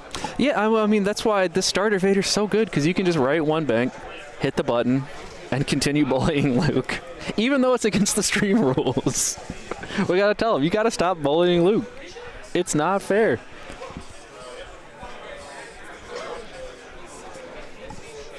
That cookie hitting the spot? I was debating having another one, but I realized it is noon, and I've had 3 cookies to eat as my food today, which is probably not a good look. But, you know, it is what it is. All right, Braylon, slowly. You know what? He tells Duncan, I will turn this B-Wing around. Just you wait. But why go that way? I don't have a good answer to that question.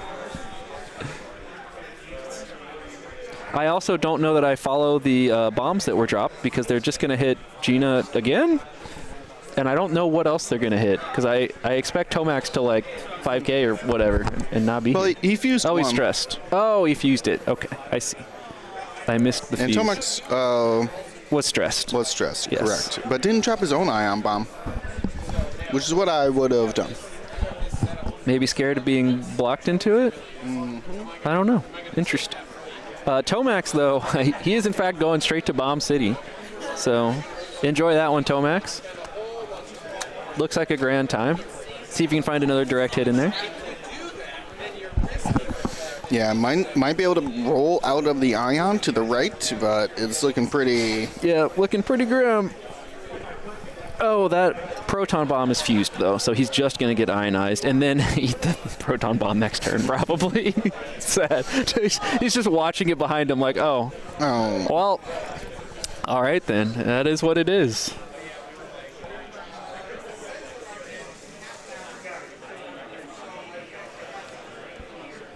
He's going for the roll. It is a very optimistic barrel roll. But the focus is probably not actually useful in any way, so you might as well try. Whatever. You remember first edition where you just got to try stuff like that, and if it didn't work, it was like, whatever, okay, I'll do the next best thing. So is unable to, so can roll backwards, could not roll medium. Yeah, it's interesting. The entire fate of this game was probably decided. I mean, it all came down and horrifically when the bombs started dropping. But if you remember, there were a couple 1 millimeter fits versus not fits of Jindin fitting behind Chopper and Vader being out of Luke's arc. And that arc dodge from Luke probably wasn't actually that important because, like, maybe Vader takes 2 damage or whatever. 2 at most, probably. Yeah. But maybe 3. That means now the B-Wings aren't threatening Vader at all when they would be previously. Tomac's disrespect links that into a lock. Well, you strain it in K-turn, right? Yeah. I mean, these B-Wings are turning away. Yeah, Gina might not be, yeah. Oh, yes, she is. Never mind. They're really, really, really all in on Tomac's 4King here. Which, you know, got to call your shot. When you're losing, you got to pick the... You got to swing for the fences. I believe it. But I think the problem here might be if even if Jindin did the 4K, Braylon might not survive the the shot into Braylon from Jindin first. Yeah, Braylon's only got 4 remaining. Yeah. And without an evade token. So a pretty lazy 1 bank there. I would have assumed something Yep. a little bit A little more. faster. I wonder if we're going to see like a barrel roll to the left from Luke to try to hide behind the rock. You claim. I mean, I agree, but this game's going to be really hard to win when you don't have Chips. Braylon or Chopper or Luke. Yeah. Yeah. I mean, that's it. That's why X-Wing's exciting. A couple millimeters here at a not rolling a blank there really can swing the game. Yep. Here comes Vader and his lightsaber, ready to come bully Luke. And that Vader only has 1 force left, so... But it turns out 1 force is all you need to hit the button and barrel roll. And you can link focus if you want at that point, whatever. Yeah, then just 1 bank around. Like I said, I think a lot of people who are flying Vader aren't using the focus linked roll as much as they should. Now, obviously, if you need to roll to get your lock, you're going to have to spend more force to do that. Or if you plan on, Talon rolling or things like that. But if you can, just deal with the stress. TIE Advanced, not the best dial in the whole universe, but it's not horrific. You can still, it's like, 2 bank. It's okay. No, they don't have 2 bank. Don't I thought it was 1 and 2 banks for blue. Oh, no. No? Oh, it is. Oh, look who's colorblind now. Curious. Very interesting. Yeah, you think that button's going to hide it, but it won't. Click it again. See what happens. Yeah, no. You got to go over here and hit clear all.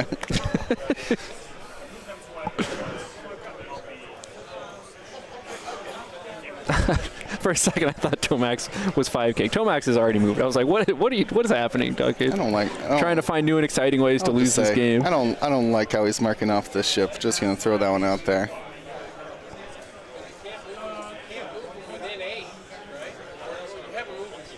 He's marking off to see if the 4K or the 3K Oh, no, fits. that's Paul marking it. Still, I don't like that mark off. Because it showed a lot of information about what's in front of Yeah, well, and Tomax. usually the long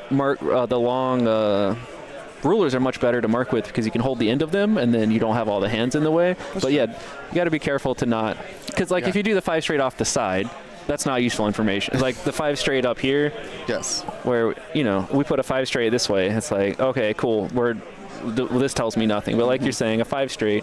It would be like if I marked my ship with a 1 bank out the front. Yep.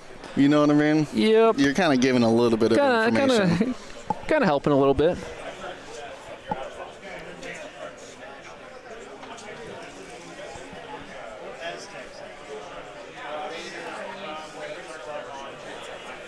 Just a little thing about it.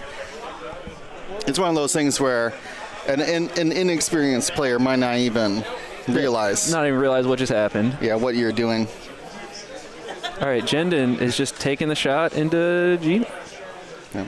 It's the same thing of like, why are you measuring directly in front of you when you're looking for an attack? Yep. I was like, no, they're measuring their forward. Right. They're trying to figure out, does their 4K gonna fit here? Mm-hmm. Now, that is legal. Yes. You can measure to any. You should be measuring 2 objects. Yes, I'm saying you do have to measure 2 objects, but you can measure from any arc, even arcs that you don't have attacks from. You can measure from when you engage. That's you can true. Start measuring stuff behind you. That's what I said. Like, you can measure a bullseye anytime. You can choose my bullseye weapon that you don't have, or your bullseye arc, I guess. Yep. That's technically illegal, frowned upon in most circles. Yeah, as long as you're measuring to some object. That's what I'm saying. In your bullseye arc. Yep. There's nothing to measure to. It's right. Yeah. If there's obviously nothing there, you might find yourself with a depending on your judge, you might find yourself with some problems. But right. Again, frowned upon. Not totally legal. Not recommended to do. Duncan. Vader needs to get his act together. Gets his act together a little bit. Luke loses his shield. R2-D2's trying so hard, to get that shield back up and running. And Vader just keeps saying, no, you can't have it. Like, well, it bought Luke another round. It did. Least. And now Luke can 4 straight and get out of here. 4 straight boost, never seen again. Talking about stress tie advance, it's kind of cursed. Like, okay, I guess I'll just be all the way back here. Yeah, 2 bank. Yep. And Vader could, 3 bank afterburners, even while stressed. But now you can't hit the button. He spent his lock. Oh, and he spent his lock. Okay. Yeah, don't do that. Pro tip. Don't do that. That was a target lock onto Gina. Yep. Going to take a lot of damage. 3 shields and a hull breach. Man, what's up with the hull breaches today?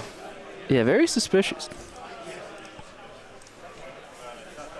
Only that part of the hull is breached, though. Just the nose cone. Well, the fuselage. Is that the fuselage? That's probably the fuselage. That's a fancier term than I would have used for it. But yes, I would have gone with the nose. Well, the nose is the front, though. That's true. We should be out of bombs completely for both those B-wings. Oh. That is a very scary shot into Jendon. That could turn this game around very quickly. Take a shield and a crit onto Jendon. Anything fun? Any power regulators damaged in there? Just the engine. Probably not relevant. Not really. Not with push the limit. Yep. Now you can just push the limit on 3s now. You know what's better than white turns? White 4Ks. True. Because you can just 4K boost all you want and get facing whatever direction. The only ship that might be in the way is Tomax, and thankfully he controls that ship too.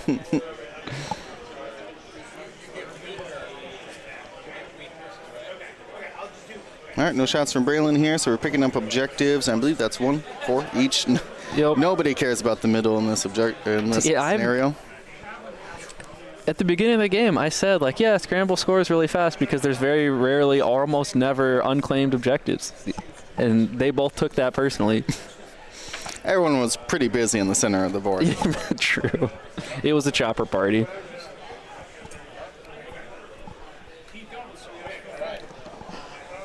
So Jendon's 4K will be right on that bomb. Could barrel out after your 4Ks. But then you got no defense. These B-wings are no longer ionized, so we expect both of them to basically just hard turn. Yeah, Talon roll, maybe 1 turn Talon roll. Oh yeah, Braylon Talon rolls, yeah. Then Gina, I guess could also Talon roll. Could also Talon roll. It depends. I don't know my bomb geometry to know. And I would say I bet D does, but you know what? I don't. I would take the other side of that bet. All I know is that you shouldn't hit yourself if you bomb one way and Talon roll the other way. Yeah, but sometimes it do be like that. You shouldn't. You shouldn't. You're not supposed to. You're not supposed to hit yourself, but it can hit yourself if something goes wrong. Yeah, it's funny. Lots of people playing online or whatever go play in person and they realize, all these measurements are a little less A little less precise than I wanted. Yeah. I was measuring range from a bomb, and it was out. But it was close enough. It was like, yeah, you get a judge to do it, right? Whatever. Like, don't take my word for it. And Paul comes and measures it, and it's way closer when he measures than I measure it. And then I hold up my range 1 ruler to Paul's range 1 ruler, and it's like 2 millimeters shorter. I was like, I've got the GIMP range 1. What? You use an advantage? Well, in that case, advantage. But how many shots were supposed to be range 1? Fair. But it's the proton cannon range 1 measure. You know, you got to make sure you use the right tool for the job. Get out of here. But yeah, I mean, it's stuff like that. If your templates are a millimeter shorter, then your bombs are closer after you move. Those advantage templates, those cheat templates turn into templates. Templates very quickly. Yeah, I mean, it's a classic game of millimeters, right? Yep. You can win and lose by one millimeter.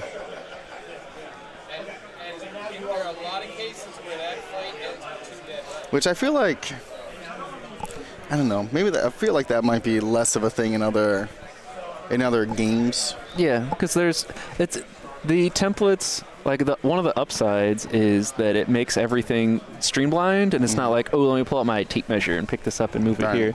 But the downside is it's more finicky in a way because there should be a correct place. But there's not, like, the game is designed around there being a correct place, but there's not.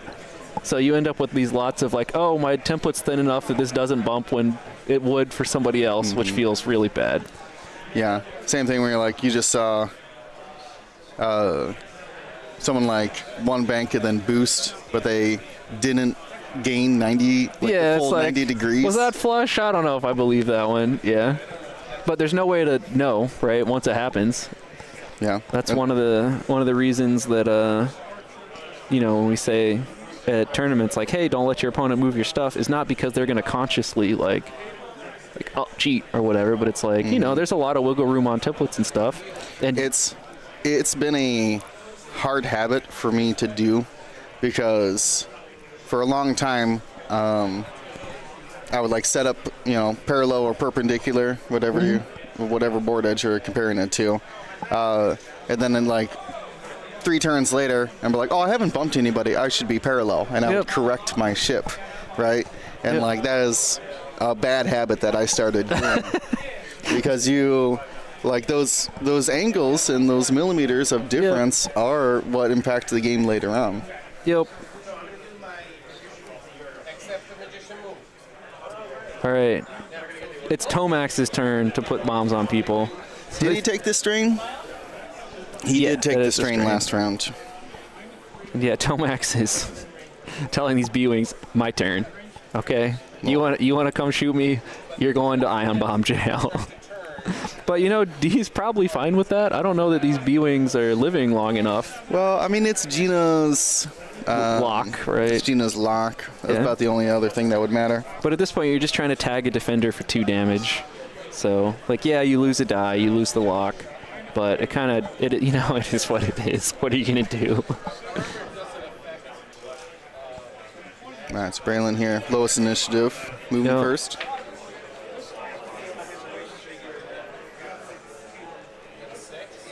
We do have the X-Wing caddies out on the top 4 tables. When you get far enough a tournament, you get to treat the judge as your own personal vassal. Hey. Well, like what? I mean, we tease, but it does make sense of like why ask your opponent to move the ship on the other side of the table. It's funny how that habit is really hard to be. The first time you're like, your opponent's like, hey, you want to move that? And you're like, no, you feel like a monster. But it's like, walk around here. But like, let's say they were a spectator at your game, right? They was just watching. Would you be like, hey man, can you get that for me? Like, no, that would be insane. Why would you trust that guy to move your ship for you? But you should trust that random spectator more than your opponent, and not because you think your opponent's going to do anything bad, but just think about everyone's incentives here for a second. Yeah, it's wild sometimes. All right. It's also a Talon roll. To come make good friends with this bomb. It does do the Talon roll here. Yeah, it's gonna, because I mean, Jendon I feel like I the guess you can obvious go Jindin backwards move with Talon Roll, though, so you can get is to 4K, but now Jindin can 4K and barrel roll and dodge one arc. I mean, that leaves you no modded defense against Gina, but against Braylon. But Braylon will have a focus because Braylon will have a focus. Braylon does not. You don't lose that when the ion kicks in. Correct. Luke flipping over his blinded pilot. Huge. See, I told you it was irrelevant. They didn't need it. It didn't matter. You wasted valuable screen real estate. Yeah. Right? That's electricity that'll never be unelectricityed. Wow, there it is again. No longer blind. His technician fixed his eyes. I hadn't really thought about that, but sure. Tomax, the 3K did fit. Okay. 3K did fit.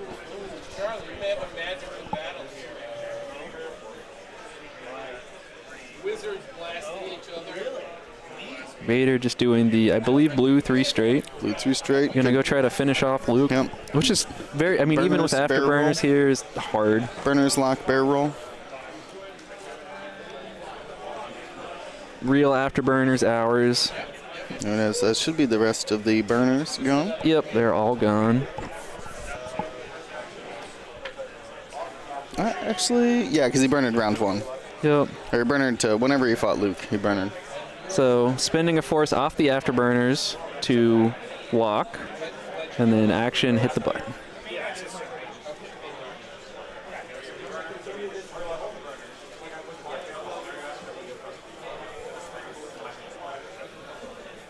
Yeah, either way, he spends the force to lock. The order does matter, but not really in this situation. It matters more when you're barreling.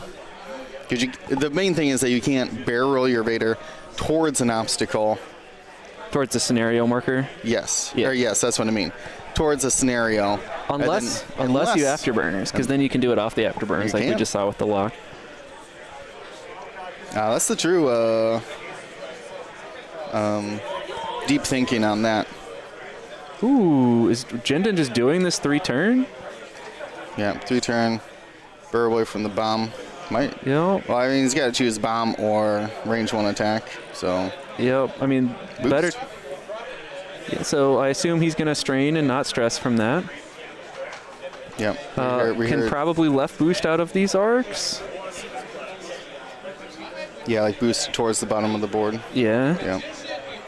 Yeah, just ignore him. Get out of there. Save yourself, Jindin. Time is ticking down. Players do know that it's round 5. And with combat round 1, you should realize that, if you ever, once you're in turn 6, it might not be a turn 7. Oftentimes it's not a turn 7. Now, R2-D2 is not the optometrist, though that is also very funny. Republic R2-D2, good optometrist. The novice technician from last game, though, was fixing pilot crits, which is huge. I guess that's true. R2-D2 could fix Anakin's blinded. Yes. I mean, I just imagine it's just like he turns on the windshield wipers. Yeah. It's like, I got you. You're not blind anymore, Anakin. All right. Oh, that's a panicked. Where is it? There it is. Is there a dice cam up? I don't know. Is the dice cam up? Who got hit by the bomb then? Gina must have. Gina. You silly goose. Bombing yourself. So it turns out if you Talon roll anywhere near a bomb, you're going to get ever. hit by it. Just ever. Yep, and they're both ionized. What'd you just say? What'd you say? What did I say? No. Oh, it was panicked. Yeah. All right, Braylon gets the focus. It'll be very funny if neither of these B-Wings have shots. Yeah, Braylon's range to Tomax. He did a 3K. Yep, and a 1 Talon roll. And a 1 Talon roll. I would say out of range then.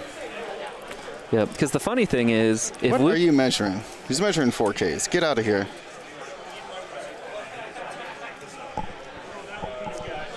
Again, that's the kind of stuff that's technically legal but frowned upon. I don't know that is technically legal. You can measure your bullseye. It says proton cannon. I engage. Anybody in my proton cannon? I believe there has to be a ship, though, not an object to measure to. You can't just check your arc? No.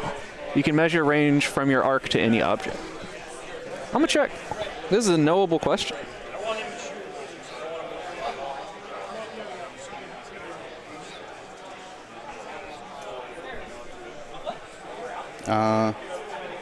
One. Oh, Vader's out of force for the scenarios, and Luke lives. What a king. I do know that you should measure 2 objects, but I don't know about the bullseye because your range ruler takes up the whole arc, so I don't know what. It does. So you could make an argument that like, oh, I'm measuring to some ship that is very obviously not in your bullseye arc, but this is the only way I can do that. Oof, very close. I don't think anyone would believe that argument. The plain dumb argument. Yes. Weaponizing competence, not gonna fly. Yeah. We'll shame Duncan. Also, I'll tell Paulin. Yeah, I'll not shame Duncan. I'll tell Paul and Josh to discuss that with him. That's not my place. I'll check this when things aren't happening. That's probably smarter. Oh, I missed a crit. No. What was it? Damn sensor array. Who's sensor array? Tomax. Tomax. How's Tomax doing on health? Half. And then someone took 2 there. Interesting.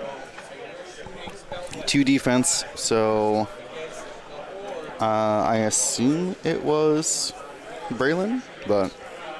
Oh, from Tomax? No, but Braylon would have shot second. I don't know.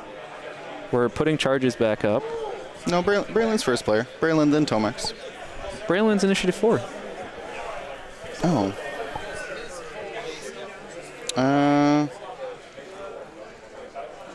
Those are all great questions.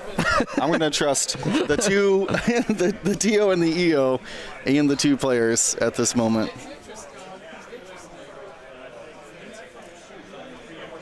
Wanted to shoot the rock. Yeah, I don't know if, like I said, the legality is different than the intent. Yep. I would say. I'll read you the attack rules now. The attacking player measures range from the attacker to any number of enemy ships and determines which enemy ships are in which of its arcs. So you measure to the ship. You measure to the ship. Okay.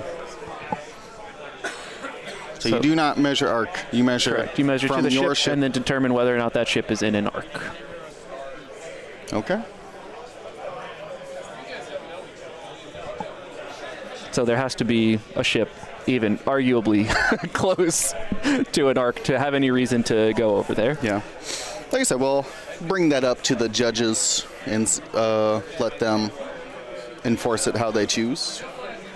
Posthumous DQ. There will be no finals if Duncan wins. They just hand the first place trophy to the other player and say, sorry, you're disqualified. Yeah, that tracks. Speaking of, is our other game still going? It looks... I see Casey sitting down over there. Casey walked over and talked to us. Was that Casey? I just saw him out of the corner of my eye. Let's check. I got you. I'm way ahead. No. Rounds. The other game is done. Pete won.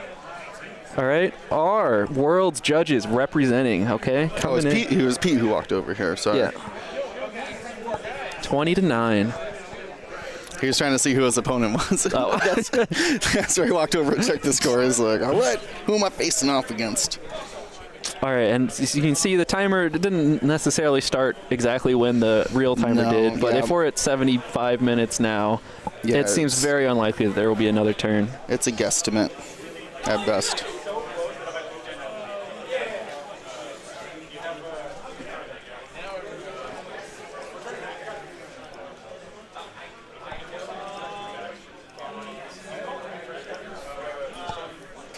We are streaming on YouTube. Thank you, everybody watching on YouTube. If you want us to continue to do that, let us know. Put a little comment Give it a like, give it a thumbs up, do all those things, hit the bell.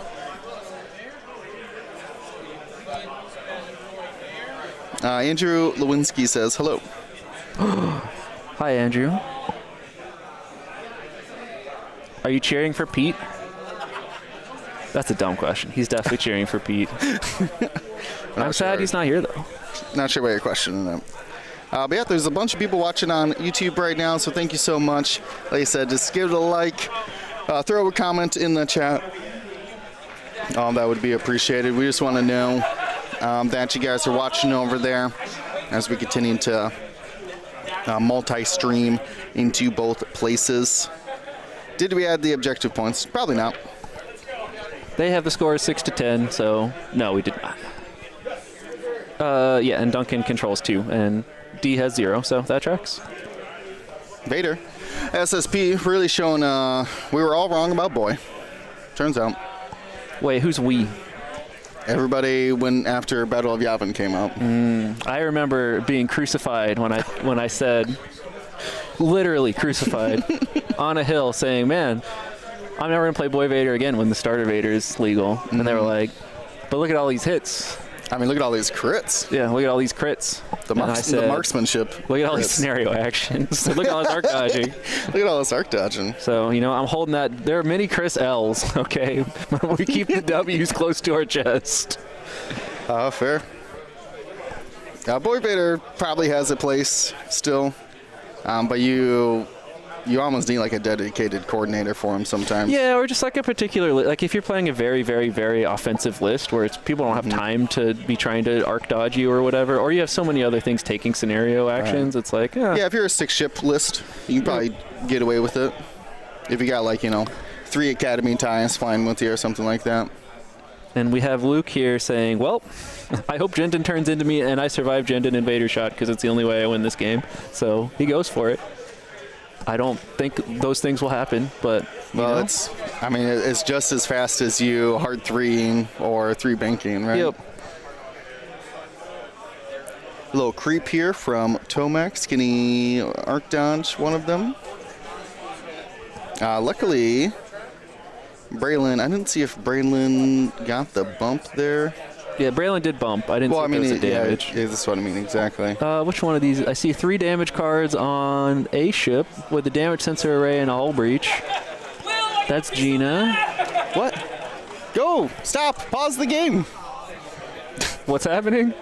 D needs this game to end. So he can find one of the gender-neutral bathrooms. Gotcha. Don't laugh at that. I'm laughing at D trying to get out of his game. Oh, okay. I thought it was a real progressive take. I appreciate it. Though I did check both of them to see which one had the urinal. And then went into that one. When the situation arose. The thing that made me laugh about that is, so they have signs they've put signs over the bathroom signs that say gender neutral bathroom, and they have the braille on them. But it's a printed out picture of a gender neutral sign, so the braille doesn't work. That made me laugh. That was very funny. Oh, that's great. That's classic. That's classic. They just straight up stole a printout of the gender neutral sign. It's funny.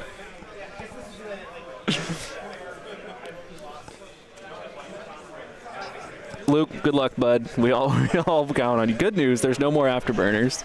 Bad news, there's 2 hull on a Luke with a Vader facing him with a focus lock. Yeah, and Vader not even gonna risk. He's gonna arc dodge. What's wrong? Why are you moving that? Oh, for seating. Josh, can I talk to you for a second?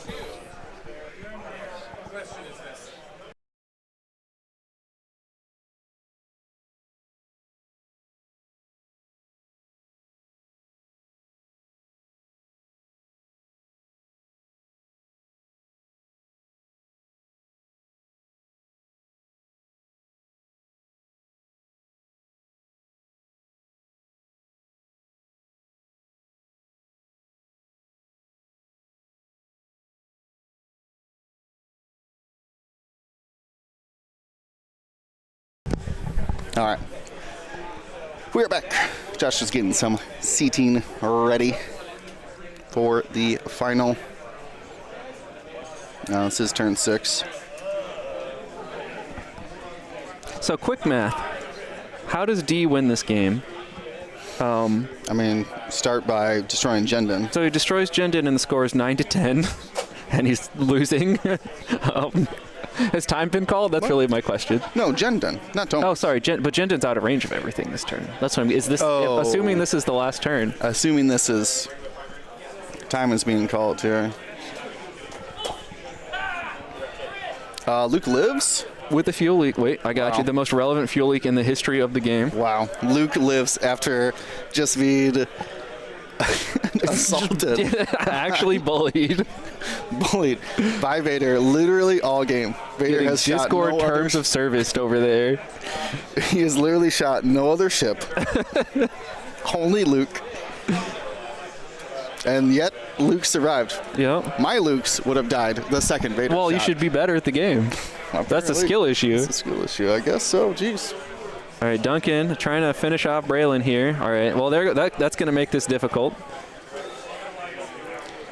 Wait, Tomax destroys Braylon? That's what it looks like just happened. Yep, goodbye, Braylon. Oh, Gina, either way. Oh, my bad. So I'm not a math expert. There it is, handshake, and Duncan Howard will move on to the finals. Boo. We got a boo. I'm going to cut out your boo out of the YouTube video. I hope you don't. It's our contractual obligation to boo Duncan and every. He can't win 2 GTs back to back, okay? What was the last GT you won? Gen Con. Oh. A single day event. Barely counts. Sorry. True, you tell him. I don't know who was running that event, but Yeah, probably some loser. Barely counts. Barely counts. Real and true. Are they using the same set of dice? Those are the stream dice. Josh is knocking banners over. Josh. All right, he survived. We did it. Oh, Putting banners on power cables. Not going to pass his performance evaluation. All right. Oh, because I'm on a delay. That's why. I forgot what I was going to say now. Get out of here. I'll put you on screen. I don't want to be on screen. I just wanted to wait. Oh, I'm over here. There we go. I don't have a cute hat today, though. It's very sad. Very sad. I got a cute shirt, though. What? Oh, I'm you. How's it going, James? No. I like how you properly capitalized it, but it goes to all caps anyways. Don't. I'm ruining the secrets. Vriss, that's me. Oh, and then he doesn't capitalize my name. I want you to know that when he typed his name, he properly capitalized I thought it. you were critiquing me. I didn't get to be proper. No, it's fine. You got a subtitle? I'll take, I don't know. Send someone. It's a joke for one person. You spelled that wrong. I don't care. All right, that's fair. I think it's better that I don't know how to spell this. You want an A after the P. There you go. It's anyway. I was gonna also be gold 3. Anyways, we're going into the final, so one more round. So we'll probably take a small break as the players just played 2 games back to back. So we'll put like a 10-minute on the timer. Very excited to have everybody join us here for this stream. Hey, it's Duncan. Duncan, Added. flex on him. Oh, Give him no, the he's flex. already walking past. Oh! Duncan on the gym arc. That's just hi, by the way. Oh, hi. You waved at the phone. I did. Well, what else? You want me to wave to you? Hi, Ash. What do you? I don't know. Anyways, Listening for you and watching for me is what she says.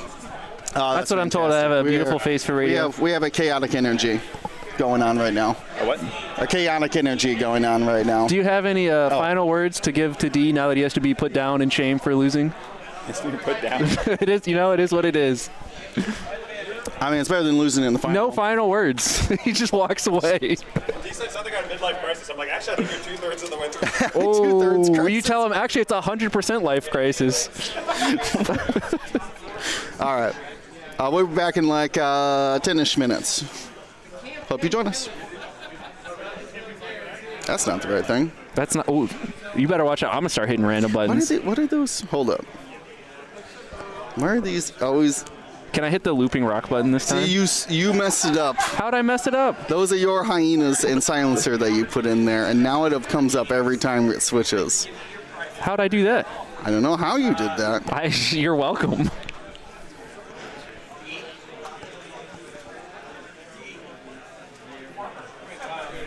I don't know how you. I take no blame. I hope that's corrected at some point. What you did to have that How would happen. I ever do that? No. False. Those Fake are news. 100%. All right. The crits you put Can I out hit the there. looping rock button now? Yeah, loop that rock. Loop it.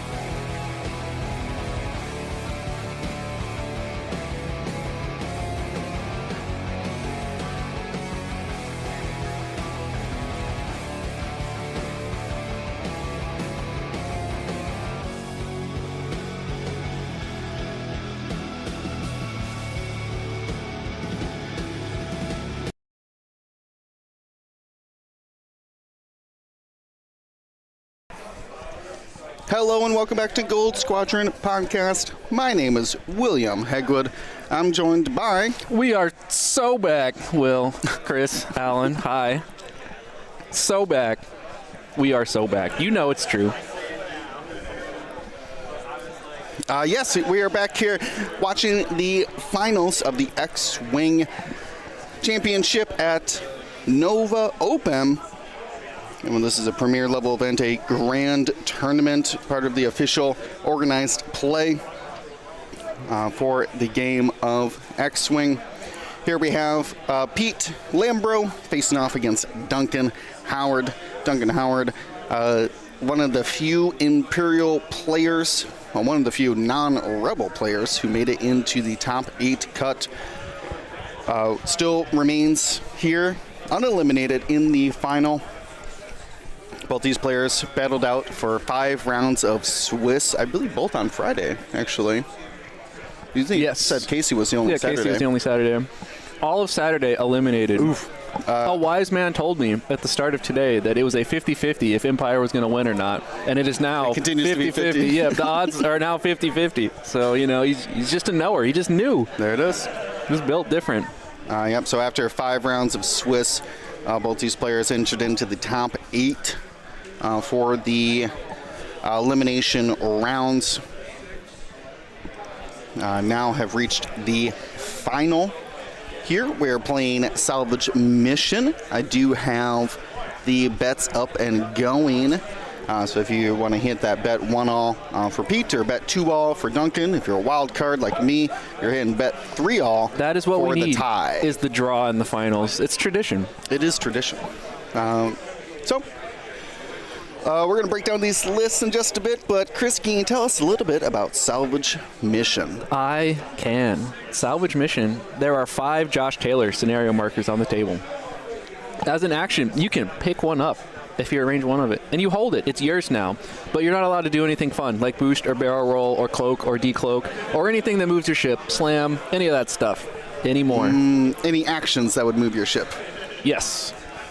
You cannot perform those. You're not allowed to. No fun allowed. But at the end of the turn, you score a point for every box one of your ships is holding. Each ship can only hold 1 box.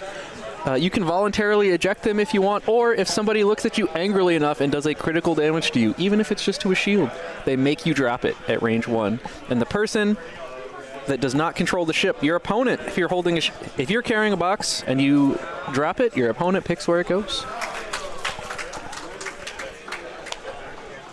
All right, do we have early attacks already? Looks like Duncan got 2 and plenty of aids out there for Keo.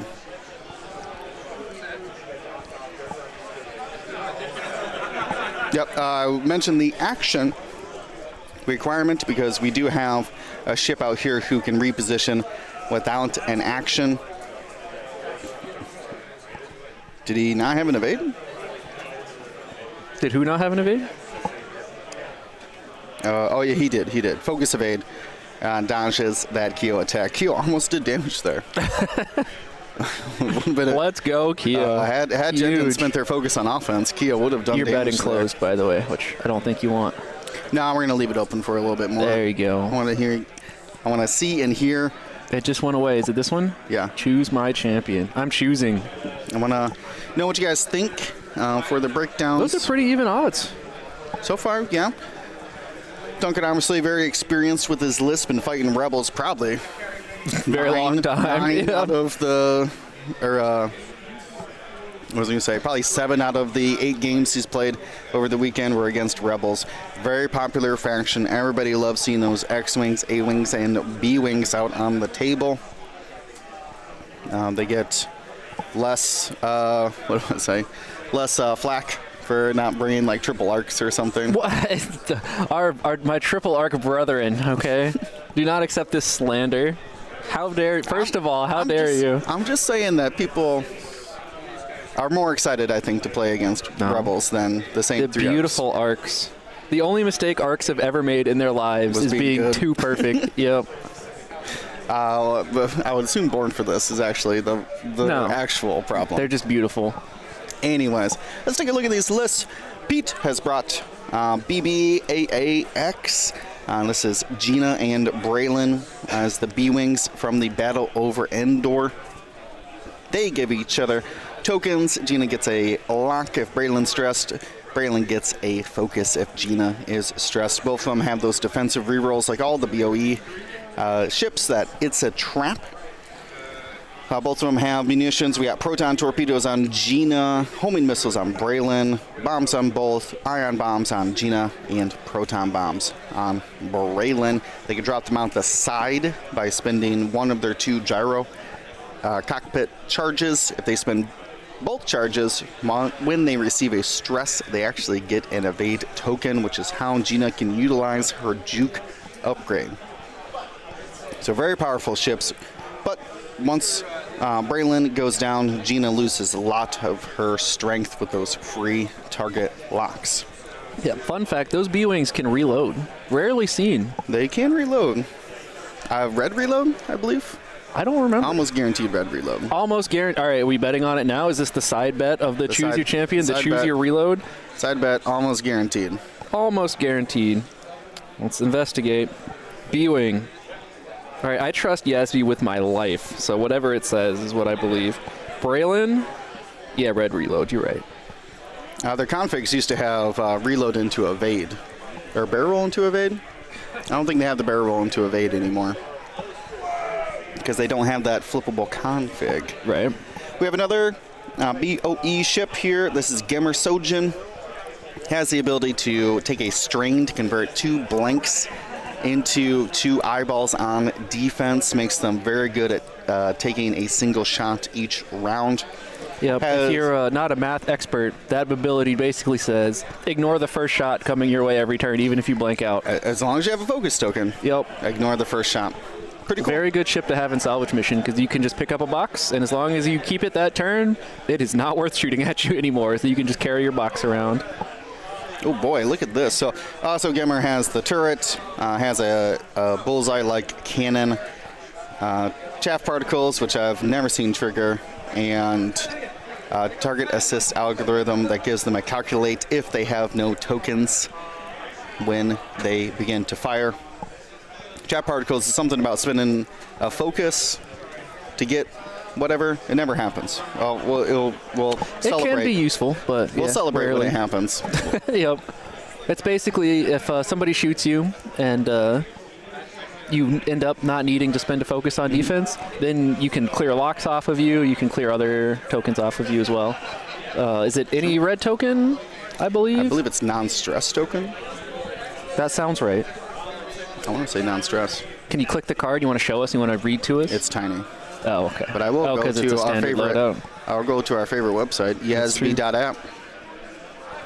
And we'll yeah, you went to A for A-Wing, but what you were looking for is RZ1 A-Wing. My bad. How dare you? What's his name? Gimmer. Weird. Okay. Oh, it's because we're in. No, you're in standard. I don't know why it's showing. Don't question it. Okay. Jack Parker says, while defending, you may spend an eyeball result at the end of the neutralized results step. Remove 1 red or orange token. Well, yep. Could be any. Could be the stress. Could even be your strain that you just got. Just got for changing. Yep. That's interesting. I like that.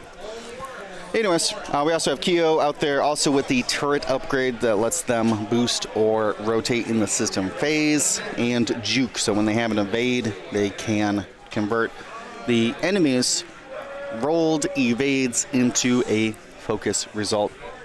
Kyo also side slips to recover her force. We just saw that there.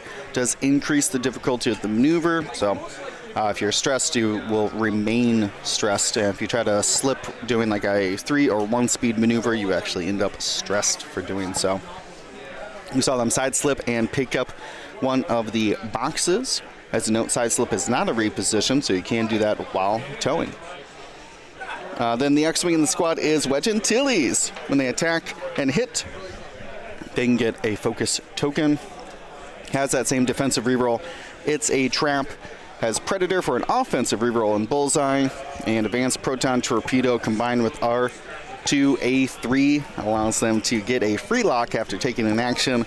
And if they have a range 1 attack on their locked target, they can shoot a 5 dice Advanced Proton torpedo.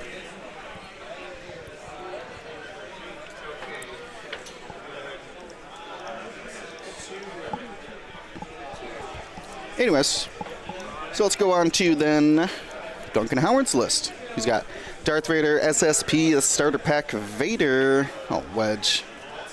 Didn't know too much about where that slip was going to go. Might end up, should be fine. I believe. No doubt. This is a doubter-free zone, Will. We are blatantly rooting for Pete here, okay? It's a weird world where I am rooting for BBAAX. But sure. I think it just fits. Yeah. Okay. Duncan says Easy. it fits. Yeah. Fantastic. This is why we believe. I didn't, to be honest with you. Anyways, we have Darth Vader. Starter pack Vader can take multiple actions at the cost of a force, gets a 3-die attack if they are attacking the ship they have locked. Hate for recovering force ion missiles to negate some range bonus and apply some ion tokens, and afterburners allows them to boost after doing a fast maneuver. Colonel Jendon, another BOE pilot here. Jendon does have an ability if they defend with no shields, they can turn 2 of their blank results into eyeball results. So apparently if Jendon loses all the shields, they just become a better version of Gemmer Sojin. Has no escape for offensive rerolls. Push the limit allows them to take a strain instead of stress when they do a red maneuver or red action. Proton cannons is a 4 or 5 dice attack. That 5 dice comes from their chassis ability. Not only does it give them a target lock when they do a fast maneuver, they can also spend a shield to apply a range 1 bonus, which does work with their proton cannon so that you can get a 5 dice cannon. Again, I have a question. Yes? This lock. Oh, the mouse cursor. I can't. All right, there's the mouse cursor. I'm going to do it. All right, we're going teal. We're going to feel the teal. Is this a lock from Wedge? Is that what that is? On to Jendon? Oh, I think it is. That's a spooky place for Jendon to be. Yes, it is. Pete with the big APT setup. Yep, so used the droid. I know, I'm clearing it out. There you go. Thank you. There's your mouse cursor back. So used the droid already as once per game, and already using it here to threaten Jendon. It is also in jamming potential for next round, so if you don't use the lock, it does provide some jam protection. Colonel Jendon also has a computer-assisted handling, which works like a Afterburners-like effect, but you can barrel roll with it as well. We have Tomax out there with True Grit, Plasma Torpedoes, and Ion Bombs. Tomax, when they barrel roll every other turn, can get a focus, which allows them to barrel, focus token, then stress for a lock, and with True Grit you can actually throw that stress away for the cost of a strain. Even has ion bombs with Nimble Bomber, so you can drop those ion bombs with a 1 bank if you choose to do so. Feroth, with a new configuration for their upgrades, used to be 000, now moved on to Tactical Officer to allow white coordinates. Feroth's ability says that if the attacker does not have any green tokens, Feroth gets to change 1 die to an evade. Very, very powerful. Great defensive ability on these Reapers. Also brings Ruthless and Targeting Computer, which we did see both in the first game Duncan Howard played. Used Ruthless and Targeting Computer to put 3 hits into a Han. Very surprising. It was exactly enough to destroy Han, though, if I remember correctly. It's exactly what it needed, correct. So if you leave Captain Feroth alone, or the aces, get away from Jendon, or get away from Feroth, and you can't coordinate them, you can just turn on those guns and start attacking. So pretty cool to see here. We have almost everybody heading to the bottom of the board. We do have 2 crates picked up from the B-Wings. Vader is going to try to knock one of those off. Yeah, we'll almost certainly succeed. It'd be very impressive for him to not. 3 blanks into lock 2 more into blanks. into not crits, yeah. But if he rolls literally anything in the first 3 dice, it's almost guaranteed to knock the box off. True. Yeah, it can only convert the crit if they have a lock, so you need a result before you spend it to get that crit. And we see the first of our attacks.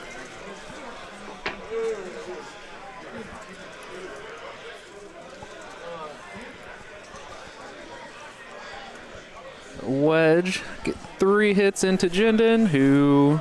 Spends the evade. Yep. Was coordinated the evade. Yep, Moved and up. computer-assisted handling his way out of range 1. Yep, just taking all the actions they can. So yeah, computer assisted's gone then too.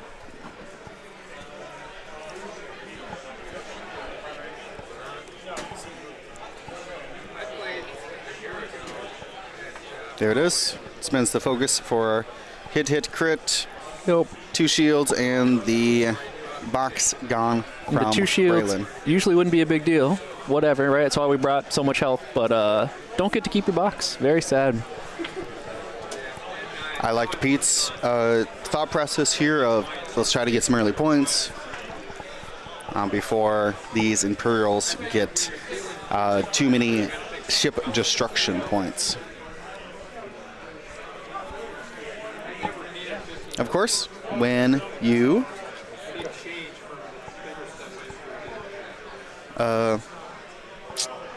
what do I want to say? When you jettison the crate, you do have to place it at range 1. A lot of the time, players will put it behind the ship that it was jettisoned from, so they're unable to pick it up the following round. 4 dice attack here. Who's shooting a 4 dice attack? Sorry, 1 second. Did he take a shield to shoot a 4 dice attack? Must have. Jindin? Yeah, I mean, at this point, Wedge already missed you, so it's kind of whatever, right?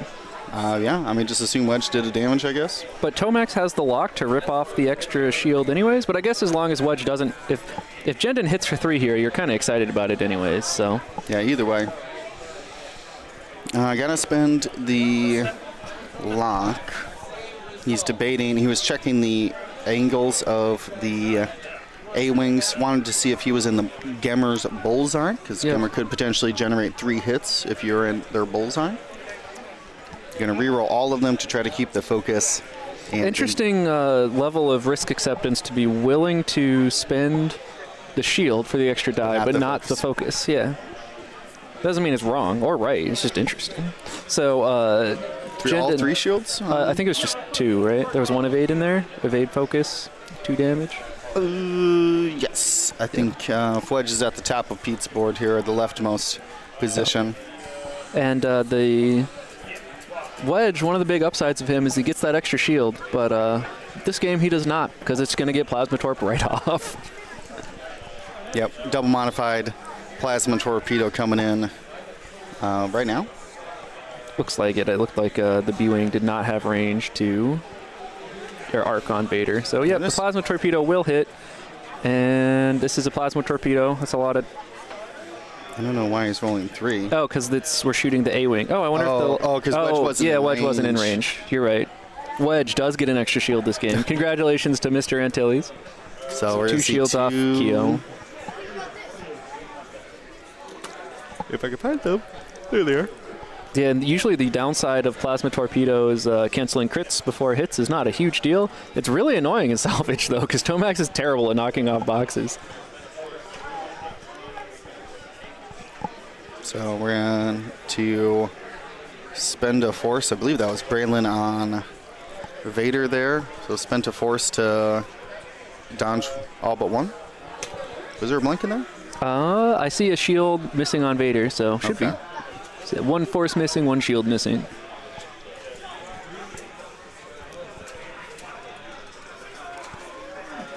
Oh. Well, good thing Jindin kept that focus. 2 damage prevented from Keo's attack. Faroff has range 3 into any of these ships. Either A-Wing or Wedge, it looks like. Have to choose, do I want to take the unlikely range 3 shot into an A-wing to maybe knock a box off? That's a big pickup. Or do we just take the shot into wedge and maybe hit? Goes for the A-wing and destroys Keo. Which is that's unfortunate. that is a very big game swing. Yep, loses the box and 3 points for that ship. Yep. That is the risk of picking up boxes in the early parts of the engagement game, though. I mean, I like the thought process of it, that you're trying to pull aggro away from wedge. Yep. But We pulled aggro a little too hard. Yeah, I was going to The say, taunt was too good. If the threat of Tomax is out there, might not be a great decision to do so. It might be a situation of, maybe I'll pick these boxes up at the end because it's going to be really hard. Gina is up there in a place where it's going to be very hard for her to turn in and contribute. In a couple turns, she'll be behind everything, lobbing torpedoes in, but the problem there might be... Too little, too late? Yeah, the game might be over by the time she arrives. Yeah, and that's something Duncan's trying to capitalize on, whereas most lists will spread their ships out so they have an opportunity to take any objective they can. In this situation, prevented the jousting value of Pete's squad here versus Duncan at the bottom of the board. Yep. Like if you look at how many points of ships shot and where, Duncan shot with Jendon, which is 7 points, and Faroff, which is 4 points, and Tomax, which is 3 points, all at the bottom, which is a total of 14 points, right? Was fighting against the only real shots in there were Wedge and Keo, and Keo's real shot is might get an asterisk on it. It was an unmodded 2-die range 3 shot into a defender. Sure. So, that's a grand total of 8 points shooting. And at the top of the board, Gina's not shooting at all, which is a quarter of the list not participating. And it was just Braylon, who was unmodified, shooting it, because Braylon picked up a box, shooting at Vader. So we've got 6 points kind of not participating for Duncan to 8 for Pete. And even in that 6 versus 8 point fight on the other side of the board, Duncan came out ahead because 9 points up there, because 5 of those points weren't doing anything. And looks like that will probably be the case again, except now Vader gets to come help clean up Wedge and Gimmer, or just continue bullying Braylon. I would assume turn away. We could see if I can find my cursor here. Where'd you go? We could see this, and then a boost, and then pick up this. Yeah, are you winning by so much though? It's time to start picking up. Like, we did not bring Starter Vader to pick up. I assume that would be more of a, because like you said, Gina can't. There's no 3. B-Wings don't have a hard 3. And was Braylon going to, Talon roll in front of this rock? Right. Like, Braylon can one turn, but if you won straight, you're the happy party about that. Less going for the objective and picking up the objective while you avoid the other ships. Yeah. Well, that's the thing. Gina can't turn in. Like, you have a whole turn in this area as Vader where Gina can't shoot because she can, 3 bank, but it's red and end up here. Maybe she could hard 2. I would not. No, there's no way. Dial. Yeah, that does not. It ain't happening. So as long as your Vader is not in, past this line or whatever, you're totally chilling. And maybe Braylon does a 1 bank and blocks you. That's the risk or whatever. But yeah, I mean, I don't know. It's not much of a risk. Because even the funny thing about these ships with high agility and force is you don't want to take a proton torpedo. It's not good. Right. But if it's just 1 proton torpedo and you get shot by it twice, you're probably looking at losing all your shields, and now Gina has lost all of her offensive power. Not all of it, but a lot of it. The juke doesn't do anything to you. And the other thing there is... Sorry, I'm not... oh, yeah, you're good. I'm trying to see... 2 bank, rotate backwards, 2 bank boost. Yeah, and you could even 3... Yeah, it would have to be a 2 bank, you're right. But yeah, you could block that and whatever, but... It's possible. The problem is... that's kind of what I was just seeing, if it was possible. Wedge doesn't really have a good way to, threaten Jendon this turn. You can kind of just, 1 bank with Jendon, right? What are you worried about? Wedge really want to fight Faroff? Dice coming at you, I guess. What's up? I mean... Right? Yeah, like that's why you might not want a one bank. no, I'm saying the Jendon. What could Oh, one bank? Jendon could Yeah, one it's bank. like, do you really even Sorry, I need thought the you said 4K? wedge. Yeah, no, wedges. I don't know, like, you can't put wedge anywhere where he's going to get a good shot into Jendon, and that's where Jendon gets scary, is when he's uncontested and can start burning through shields and just focus locking all on offense, etc., etc. Can get very bad very, very, very, very quickly.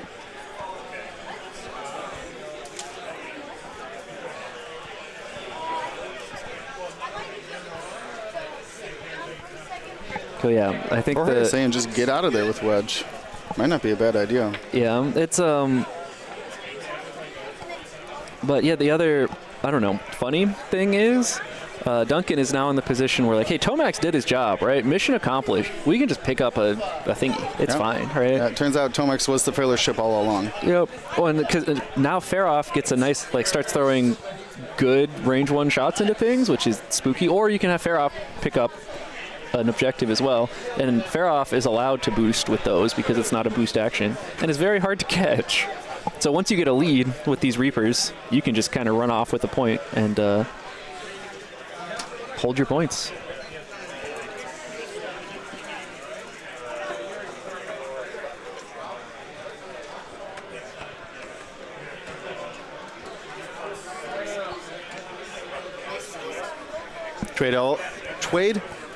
T-Wade.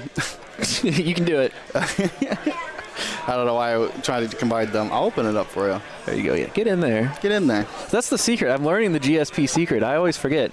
It's you wait for the game to be like make some progress after everybody else bets, and then you look at the odds and be like, "Oh, I missed my chance." Will, can I bet, please? No. I'll be like, "Yeah, you're good." No. Well, they're betting for Duncan, so. So there is a bomb coming. That is a proton bomb from Braylon. I like that.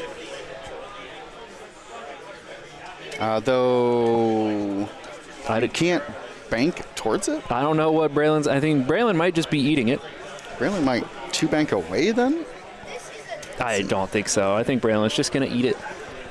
Yum, yum, yum bombs. T-Wade. T-Wade. I'm being told, update from the front lines, they are not playing Salvage Mission, they're playing Salvage Josh.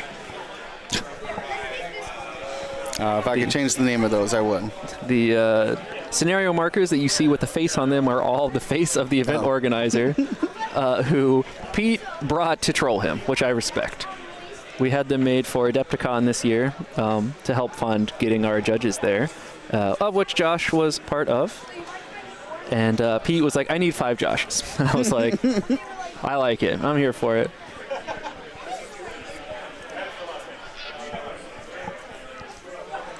So we're still, I was trying to figure out what's happening here. Okay.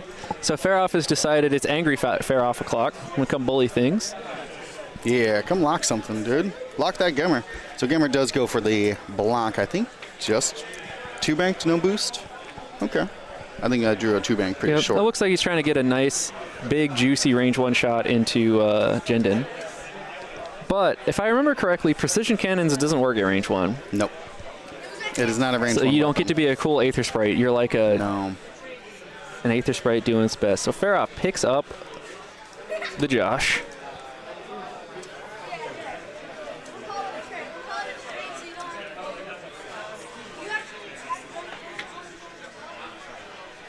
Don't mind me, I'm just...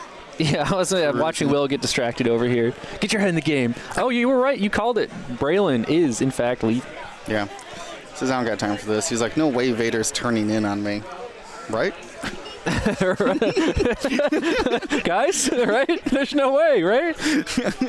Surely.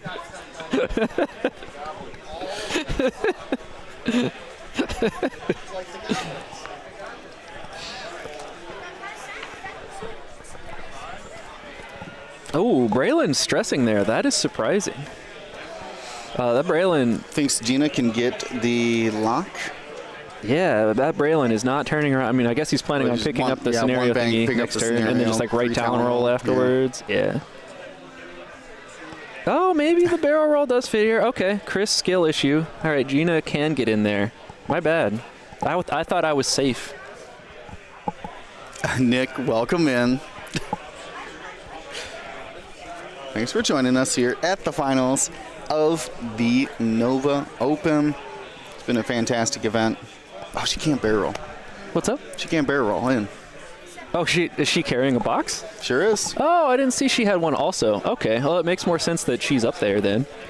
I don't know what token she took then. I assume lock. I think those are focus tokens. They're the like yellow Illuminati triangle ones. Sure. Yeah. You got to know your focus token. That's the real pop quiz. Look at a top table of X-Wing and identify the tokens. Yeah. So I like this position here. So Wedge gets blocked by Feroth, and Tomax is trying to line up a range 2 plasma torpedo. Yep.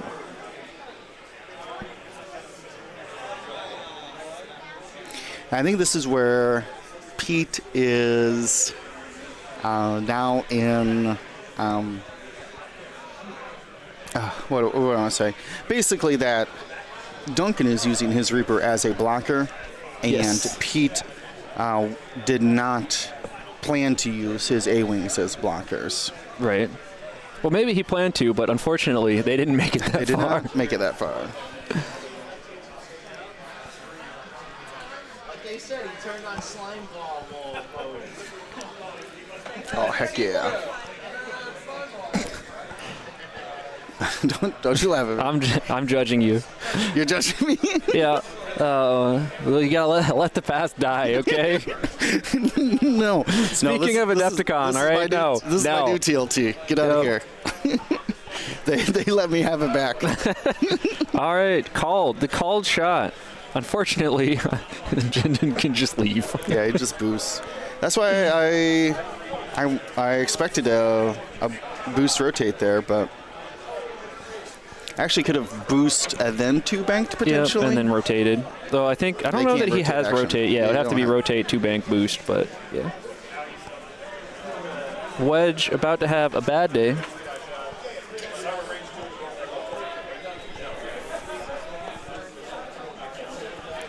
Small discussion here. Yep. I can hear Pete explaining, no, my A-Wing's not allowed to have fun at range 1. And Duncan's like, oh, well, whatever, I'm leaving anyways. Are you an Aether Sprite? No. All right. Well, either way. Cool, loser, I'm out of here.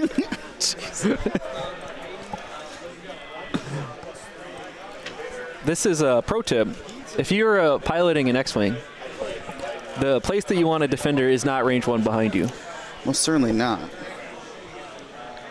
Oh, and it looks like Vader's also going to join the Wedge bullying party. What? Magpulse. What? Are fun.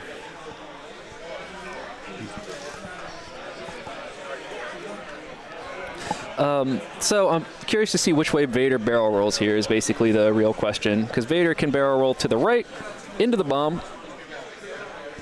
Takes the damage, not really a big deal. It sets you up later for both chasing down Gimmer, who you probably don't care about chasing down. But also gets you a nice unobstructed shot at Wedge versus barrel in the other direction. Might be longer range, might be obstructed.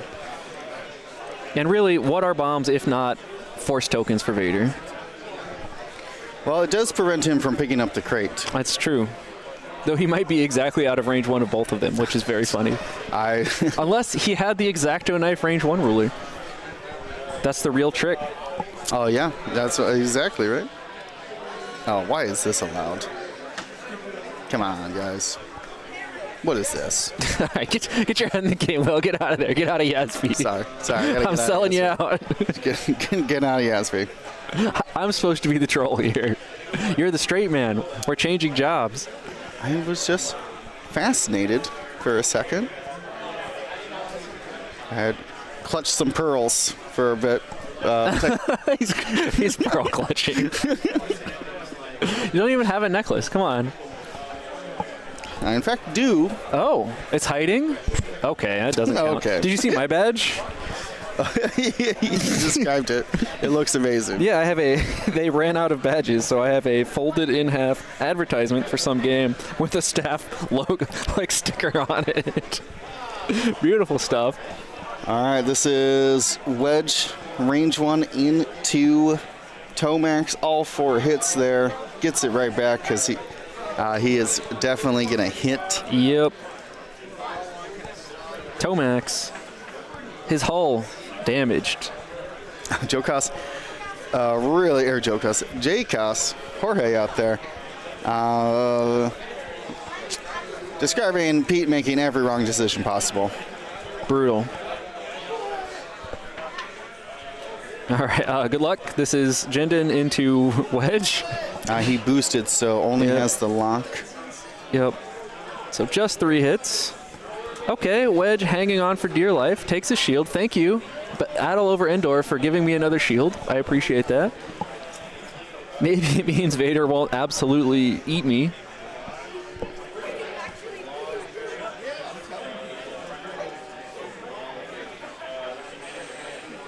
So we got hit crit. Can he get the 3rd and guarantee the damage? No, he can't. Vader needs to get his gun stapled on correctly.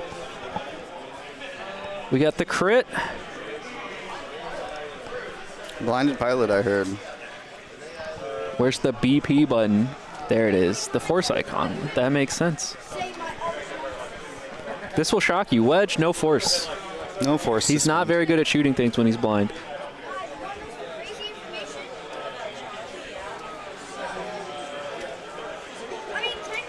That's Braylon picking up a free lock on Vader, which I guess they forgot to do at the start of engagement. Yeah, Gina, but yeah, same thing. Yes.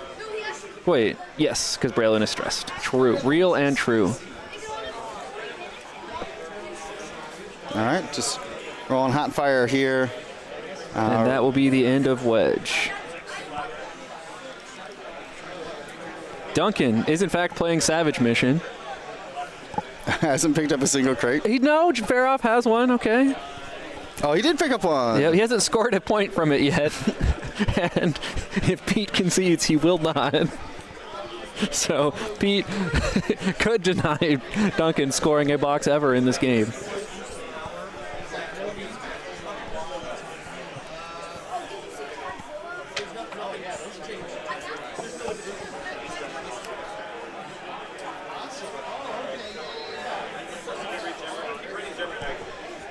Duncan says, "Can I read Gimmer?" Little does he know how many words they wrote on it that said, "This ship is immune to damage."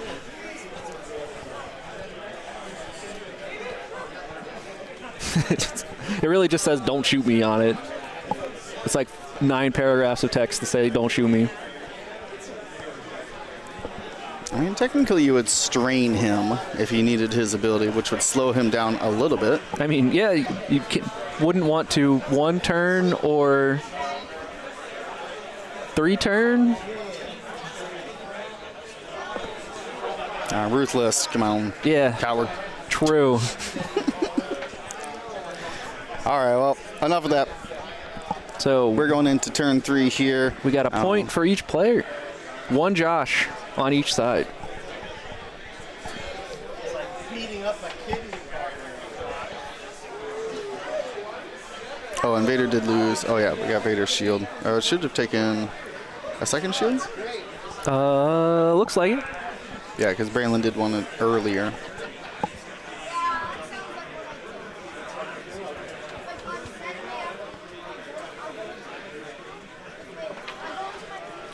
So what's your plan to get back if you're Pete here? How are you getting back into this game? Destroy ships. What? Just click their cockpits. It's so easy. Gain 20 points of scenario points. We got to score 18 points. It's okay. It's okay. You're Chuck is destroying our venue. It's okay. It's not okay. It's unbelievably over. All right, so we're about to rip up all the gaffing tape in like 30 minutes or so anyways, so. Yeah, the B-Wings, they didn't deploy in the middle because of all the asteroids in the center. Yep. Which has really hurt them. Yeah. Well, and usually what you see with these rebel lists that are built like this is your A-Wings go and pick up the boxes and kind of do nothing off to the side, and you joust with the B-Wings. Right. Yeah, normally I would imagine, yeah, A-Wings on the outside, B-Wings on the inside, and then Wedge just picks an A-Wing to hang out with. Something like that, yeah. That's the traditional way of deploying this squad. But instead, yeah, put the A-Wings on the right near Feroth, and then the B-Wings on the left to try to like threaten Vader. But you know, if wherever Feroth's going, Jendon's going to be there too. Of course, this is all hindsight. Yes. Obviously. Well, and we've watched Pete, Duncan play like 3 games in a row now, so. Obviously, Pete has been doing an amazing job all weekend to get to the final table. No, we just DQ'd his opponent every round. He hasn't actually played a game yet in the tournament. That's a way to get to the top 10. It's the most direct path. Oh my god!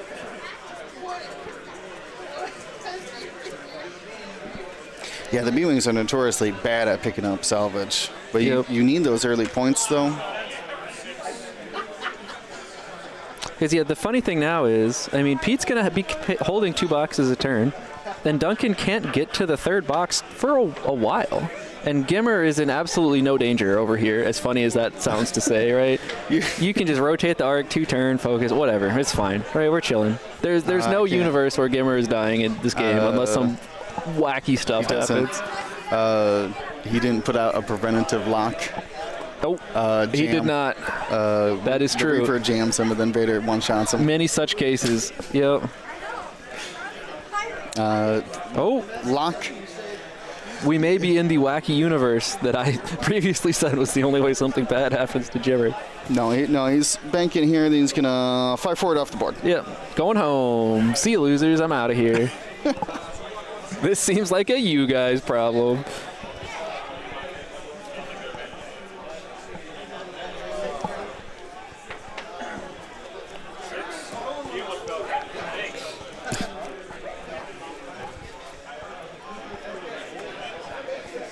I'm not sure what the discussion happening over there is. Nano, XTC is locked into AMG points. Correct.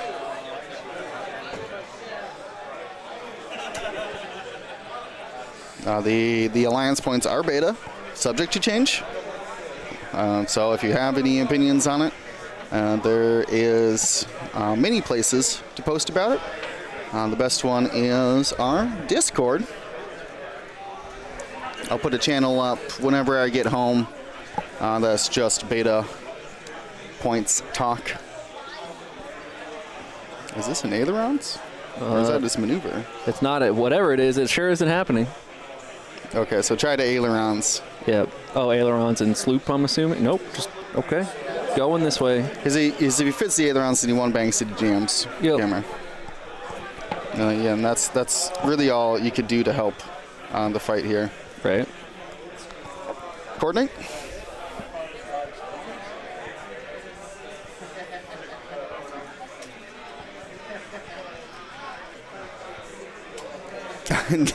Nick, I'll filter all through the comments. Don't you worry. That's what we're doing tomorrow night on our podcast. It's just going through everybody's comments about the... Just enter between, all right, here's this comment. Nick is so handsome. Next comment. Did you see his outfit today? Yeah, I like it. That's a good way of going through things.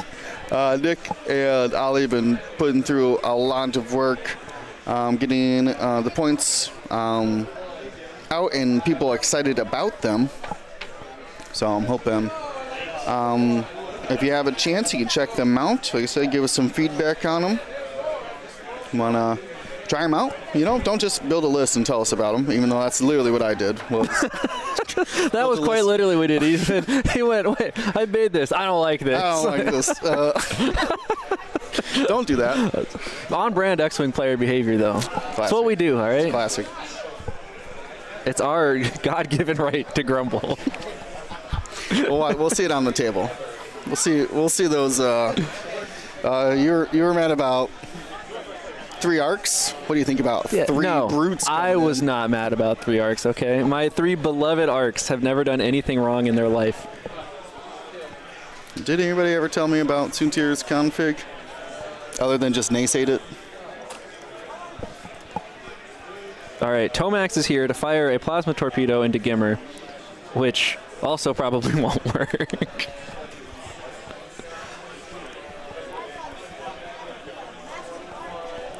All right, our B-Wings are carrying their boxes over there. And funnily enough, like, will slowly turn the game points around.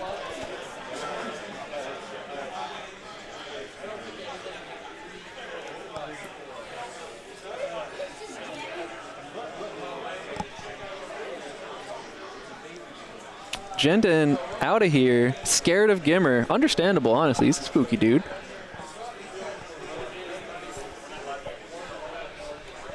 Victory lap for the B-Wings. True, they're just over here like, guys, team, hello? You know we're supposed to pick up the boxes, right? I don't know why you guys are jousting defenders. We got it on lock over here. We have 2 Joshes. You guys have 0 Joshes. The funny thing about these, like, BBAXA, like, you know, these rebel lists is they're all just like, all I can do is imagine the squadron's team chat as they're over here trying to play this mission. Those 2 B-Wing dudes are absolutely flaming their teammates in chat right now. Like, wow, nice job inting to the defender. Hello. We're over here. We have all the cap ship damage. What are you guys doing? Wow, A-Wing came in, joined the game, immediately died and rage quit. What a shocker, right? Like, that's on brand. Try to go for the objective. Yeah. Why are you trying to do the objective in an A-Wing? Hello? Wow.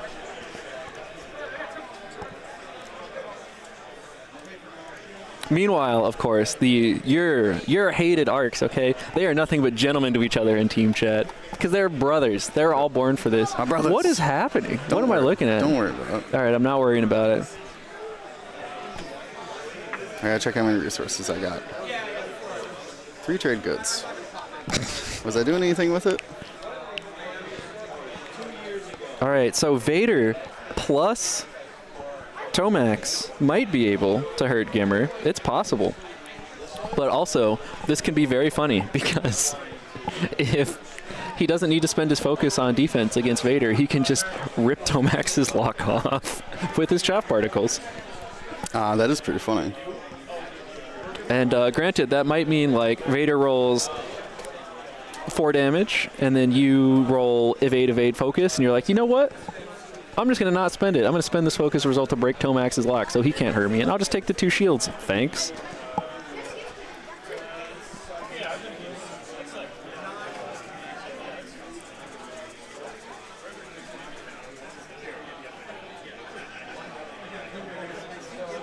All right, Vader gets 3 of 4. Can he find the 4th? He finds the 4th. Cool. Hey, you want to guess how many evades Gimmer's going to get? What do you know? The answer's 3.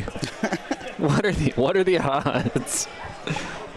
This, not a good situation to use your shaft particles in. It's a good way to die. Unfortunately, does mean they will be strained for the Tomax plasma torpedo.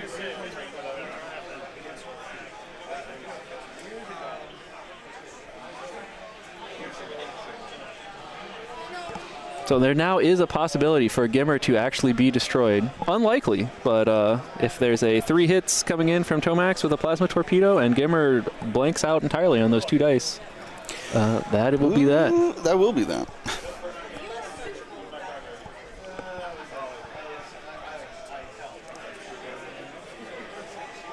Jendon optimistically checking for bullseye, but doesn't look good. Range 3 obstructed shots, the dream. I'm watching Will go through more screens that I knew existed on this computer. What? My man is living in the future. I'm trying to do other things as we wrap up here for this event. Did we go into turn 4? I believe so. Yeah. I would hope so. The amount of destruction going on. Checking out bullseye for the proton cannon. It is every other turn, but has it available this round? Don't think he'll have trouble using it next round if he wants to, but that's a much spookier proton cannon when those B-Wings are going to be actually looking at you. Did we see any damage from Vader to Gimmer? 1. Gotcha. Are they checking obstructed? Yeah, they're checking obstructed.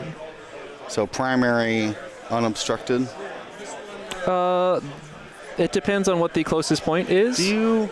This is a judge question for you. What do you got? Do you determine it's obstructed before you roll attacks? So, as with X-Wing, the answer commonly is, that's a good question. It's not actually said. Everyone, when I say everyone, I mean kind of made the decision brutal. Dropping the box. Well, I guess you'd have to determine closest point for range, which would tell you if it's obstructed. It is assumed that when you're measuring the closest point that you would also use that opportunity to check whether it's obstructed. Okay. Sure. It's not outright stated, and there are cases where you arguably wouldn't know if it was obstructed or not if it were close enough after checking the closest point. But the way that we've done it, like the way we did it for Worlds, is we just collectively said, yeah, we will tell people, like, if it's asked, you can check if it's obstructed before you, make the decision to shoot, basically, as part of measuring the attack. It's part of the checking the range.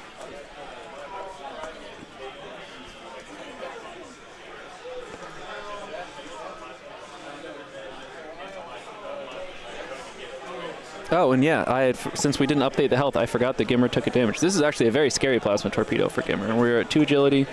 If we roll nothing on defense, we're dead. If we roll 1 of aid and there's 3 hits that come in, we are dead. Which is exactly and what that's happened. what happened. Okay. I was trying to find the. Oh, I thought that was dice. I thought that was the shot into the B-wing, not the shot into Gimmer. Okay. All right. So we're only down by 10 points. Okay. And it's about to be 9 points. We're moving in the right direction. 2 points for Pete. Yep. And point. 1 for Duncan. Okay. But yeah, the scary thing about the B-wings could do it. And you know what? But I think the B-wings have done their job so far. Okay. Well, I mean, it's the rest of the Rebel squad that's failed them. I mean, it would be possible Pete could win this game. It would be Duncan would have to. It would take some compounding errors from Duncan. Yes, it would. Because Duncan should just turn and run. Yeah, and just leave. Yeah, I hate to say it, but that is the optimal choice. Duncan, if let's say that Duncan just leaves with all his ships, he needs 7 turns to win on objectives, and 7 turns of 2 points only gets Pete 14 points, which is not enough to win the game. And, probably he can pick up another scenario as he leaves, another scenario piece, and he can do it in 4 turns instead. But again, Pete, obviously a great player, making it to the final. But, 8 games of X-Wing over 2 days. Yep. Can mentally fatigue you. In fact, will mentally fatigue you. It is not an option. Those who are still fresh after 2 days of X-Wing are inhuman. Wow. Immortal gods. Now he's just calling people. I thought we were going the other direction. Let's say, just calling people inhuman. Okay. No, it's fine. No, not lesser. Greater than. Where's my rules? Positivity. All right.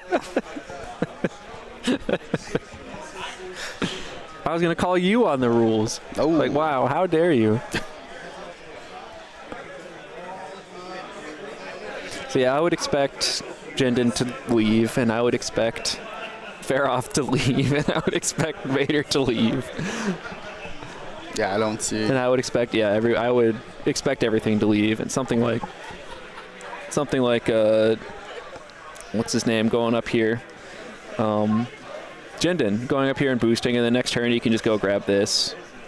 Maybe Tomax comes up here and grabs the middle objective, or that objective, but I wouldn't expect it.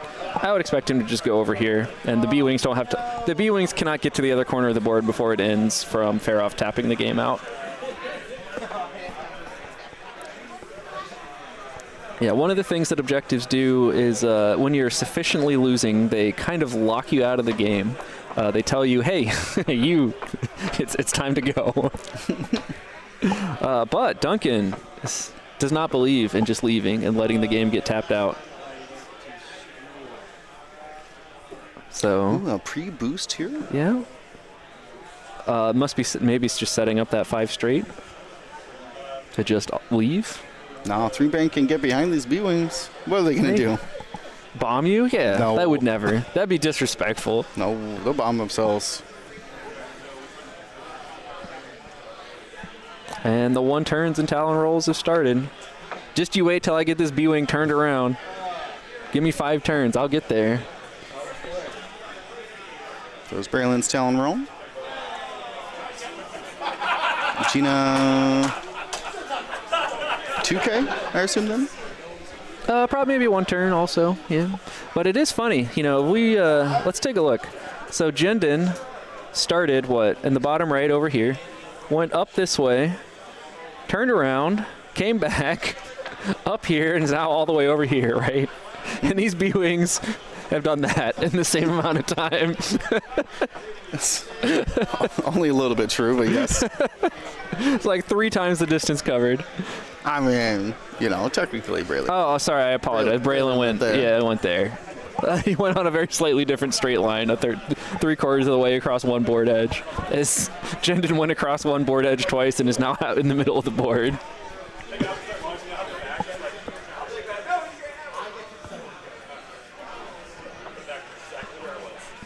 Let's see. So Tomac's turned in and picked up the crate. Vader just obviously just going to hard 3 out. Barrel roll back in. Oh. Hard 2 from Gina here. Is there a barrel roll happening? Definitely not. Well, I mean, like, you know, a failed barrel roll. Definitely Are we not. stressing ourselves? Nope. Just no. Crate. Oh, true. Just cheat. It's so easy. 4K?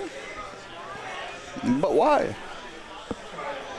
All right, everything I said about Duncan tapping out with the objective, throw it into the garbage can. He has chosen violence.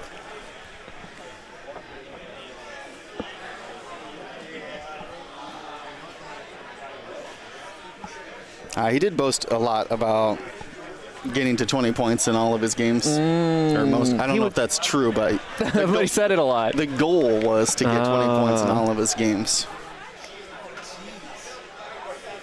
I mean, obviously that's the goal, but I meant more as finishing each tournament game. Gotcha.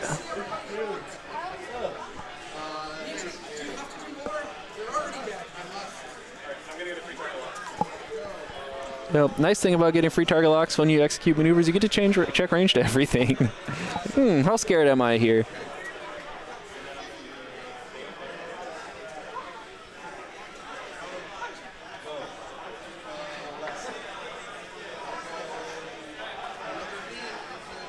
So he's going to strain roll. That's something you can do with the old push the limit. That is true. Yep, they have evade roll. Not something I commonly remember because you see it so rarely. I've seen him actually do evade bear roll first round coordinate, then 5 forward. Yep. So you can like yeah, like actually I want to be a little to the side and then like 5 forward. the Reaper moves and then Jendon takes the place where the Reaper was. Right. I've seen that pretty commonly.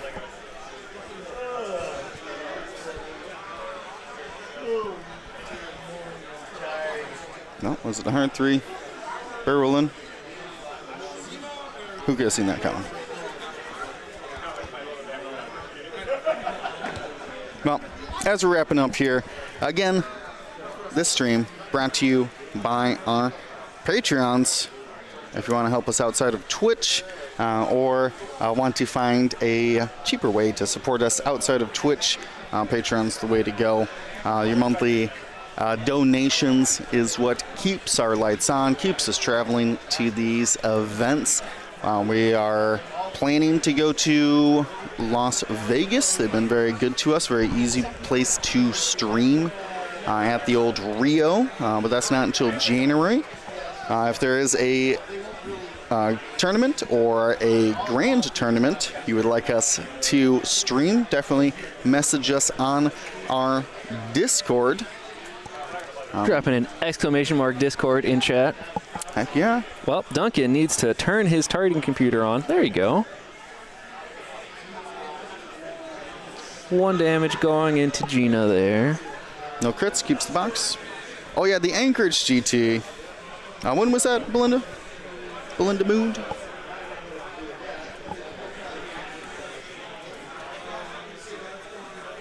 October? I'm going to be honest. Every time I see Belinda Mood's name, there is. All right, this is a deep cut. Okay. First Saturday of October. Okay. Yeah, Captain Belinda Stonehearth. Okay. The NPC captain in Alterac Valley. All right. Never forget. Yeah, that Alterac Valley. You know. Yep. The Battle of the That's Alterac. what I think of every single time I see their name. Is that actually what it's a reference to? That's incredible. But no. We take those, all right? No. 20 years ago, wow, paying off. Actually 20 years ago. Just killed Captain Belinda so many times that it turned into the username. It's a strong play. The St. Lawrence and Montreal again this year. I'll need a passport, but I could go. That's actually no. That's like above New York, isn't it?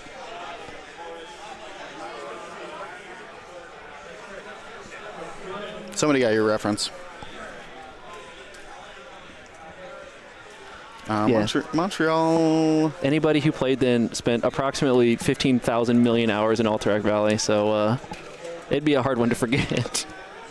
I would like you to know that Will is currently pulling up a map to see where Montreal is, just in case he tries to play it off like he's not. No, he said, I believe it's above New York, which it most certainly is. Whoa, what's up? What? I'm answering Pete, questions. go play your game. What do Get you out of need, here. Pete? What did he say? Is it going well? Oh, is it going well? Yeah, Pete. You got it. This. Double thumbs, Pete.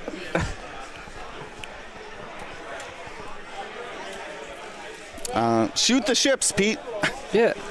We did not get the end of round points, by the way. Two more to two more. Now he only needs to score 14 points before Duncan scores 5. A very small hill to climb. So Vader, 3-bank claim. Jen didn't hard ones towards Braylon. Coordinates. Where's my cursor?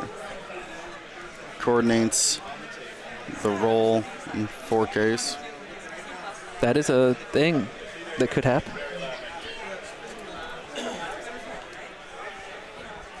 Two-hour final? No.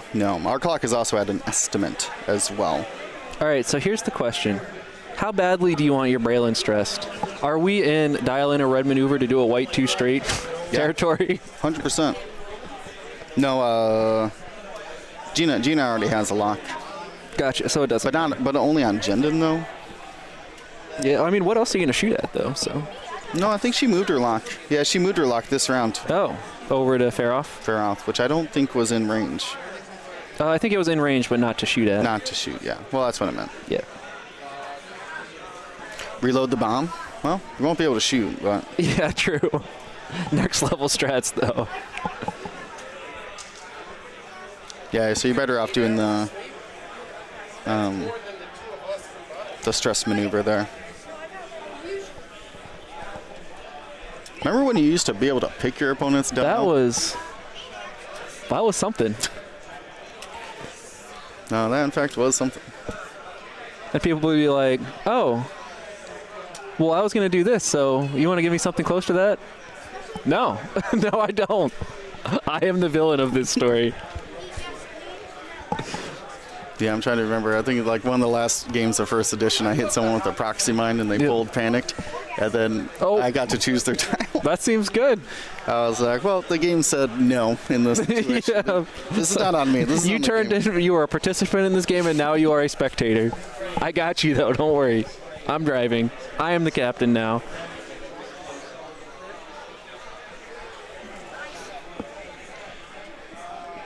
Was panicked in first edition? There was some way. There was some way think it to just set gave the you one dial. I don't stress. remember what it was. No, it gave you 2.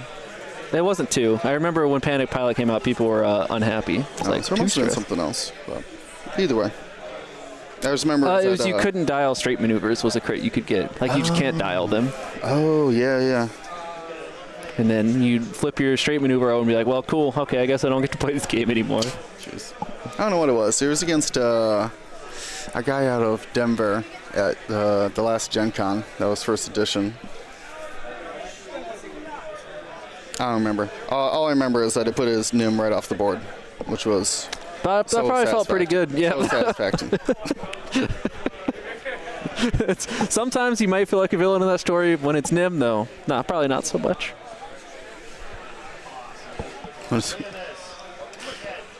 How's Nim doing in the new points? It pains me so much that you just went to Google and Googled Yasby. Never watch another human being use a computer, okay? It will bring you only sadness. I clicked the wrong thing and we just committed to it, okay?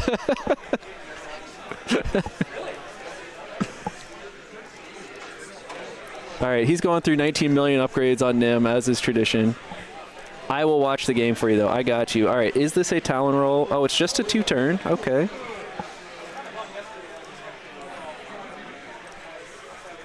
And this is Gina. Model will not fit. Removed. Sad. Gina, put in jail.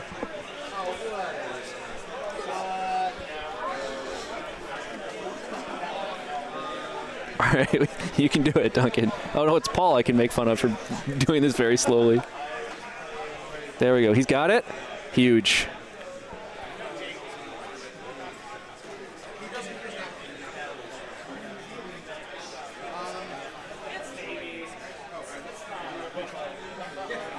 Take the bump stress? Why not? What's the penalty? You know?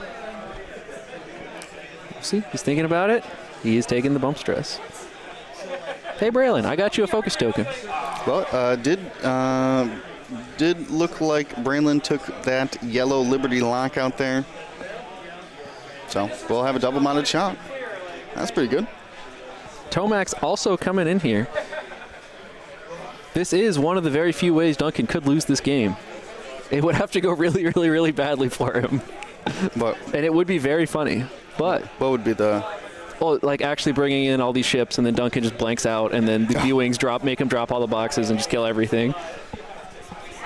Yeah, I mean... Jendon is currently one-shottable. He has 4 health left exactly. True. And so is Tomax. Yep. That is enough points to more than even up the game. Because Vader's not going to be here to help for a turn, maybe even 2 turns. If he picks this box up, it'll be 2 turns.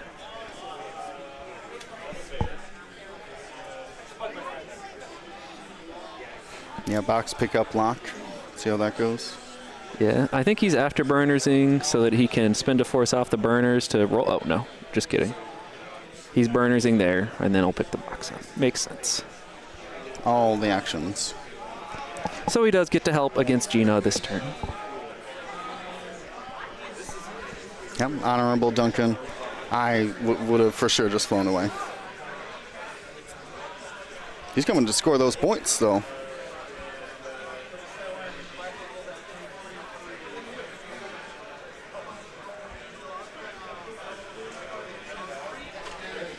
Yeah, keeping the game exciting. You love to see it. It was the barrel roll, and then a 3 forward from Jendon, just setting up this Gina kill box.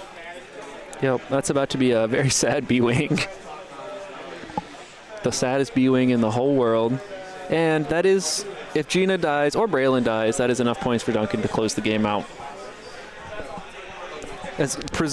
And good news, Pete can only shoot at 2 ships because he only has 2 ships.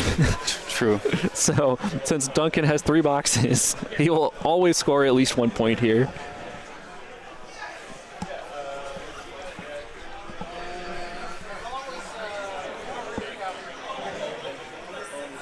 All right, so Jendon up first, most likely.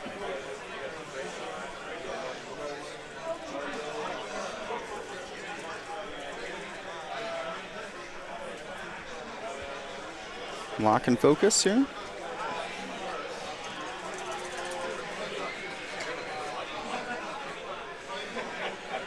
I believe that's the free reroll. Yep, doesn't even have to spend the lock. Oh, wow. No escape. No escape. And deciding whether or not he wants to spend his focus. Duncan, you can't live your life in fear, okay? Now's not the time to be questioning, wait, why am I here in the first place? It's time to be spending our focus. Yes. Oh, spending his lock. Gross. Burks. Boo. All right, there are all of Gina's shields. Oh, we missed a damage at some point. There is a card also. It is that a damaged engine, I think? I'm pretty sure that's a damaged engine. Does that look like a damaged engine to you? Damaged engine, yeah. Easy.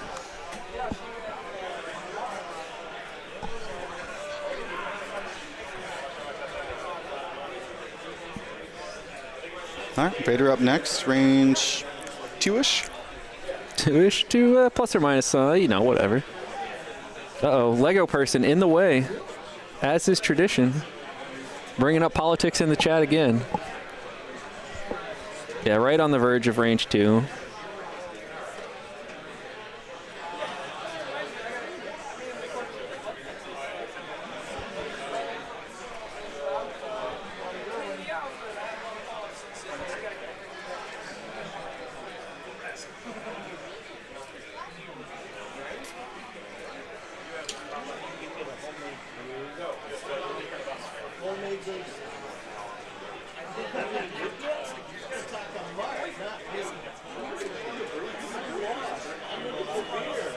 Okay, Vader gets a free crit, then is going to spend the focus for hit, crit. Was range 3, and Gina is going to receive another critical damage. What's in the box this time? What's it going to be? It is... Damage sensor array. Saw for half a second. Not a huge problem for a B-Wing. The 2-hull is a much bigger problem. The range 0 shot from Faroff suddenly getting very scary.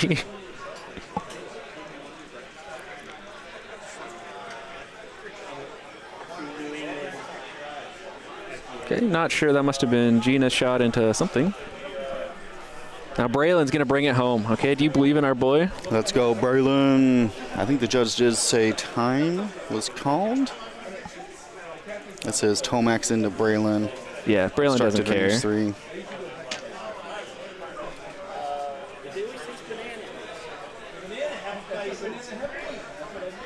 Well, Chris, I've had such a fantastic time down here in the Washington, D.C. Yeah, it's been nice. The cookies help. Cookies have been help. Delicious Asian food. That's true. Did you have a Thai tiger? I did have it at the time. Was it good? It was a mix of flavors, but yeah, like a. You started shaking your head, and I was like, "Oh, sore spot. I see." It was like an Asian mojito. Yep. And there's the game. And there you have it. Duncan Howard wins the Nova Open, puts another trophy in the case. Yep, the dark timeline, the villain arc. Duncan bringing home as many tournaments as he can. Was he the villain against all these rebels? I mean, he's going. Okay, he's earned his heel status. He's doing his best. You can't take this from him. It's finally time for the years of work he's put into becoming the villain to pay off. Because this is he the villain of the Empire now? Correct. Like you can't do. You do all this world building, okay, of having Duncan go to all these tournaments. Mm-hmm. And do really well, but not be able to win worlds, but keep bringing home trophy after trophy. And now this is like the dark ending of like everyone's like we have to stop him, and nobody can stop him. And Duncan's coming down the hallway, and it's just a pile of corpses behind him. Can anyone do it? Can anyone stop this man? He's in fact an immortal god. Well, there's Chris in there. Oh, I forgot about my subtitle. You are in there. Sorry. I was trying to block your views if you didn't want to be on camera.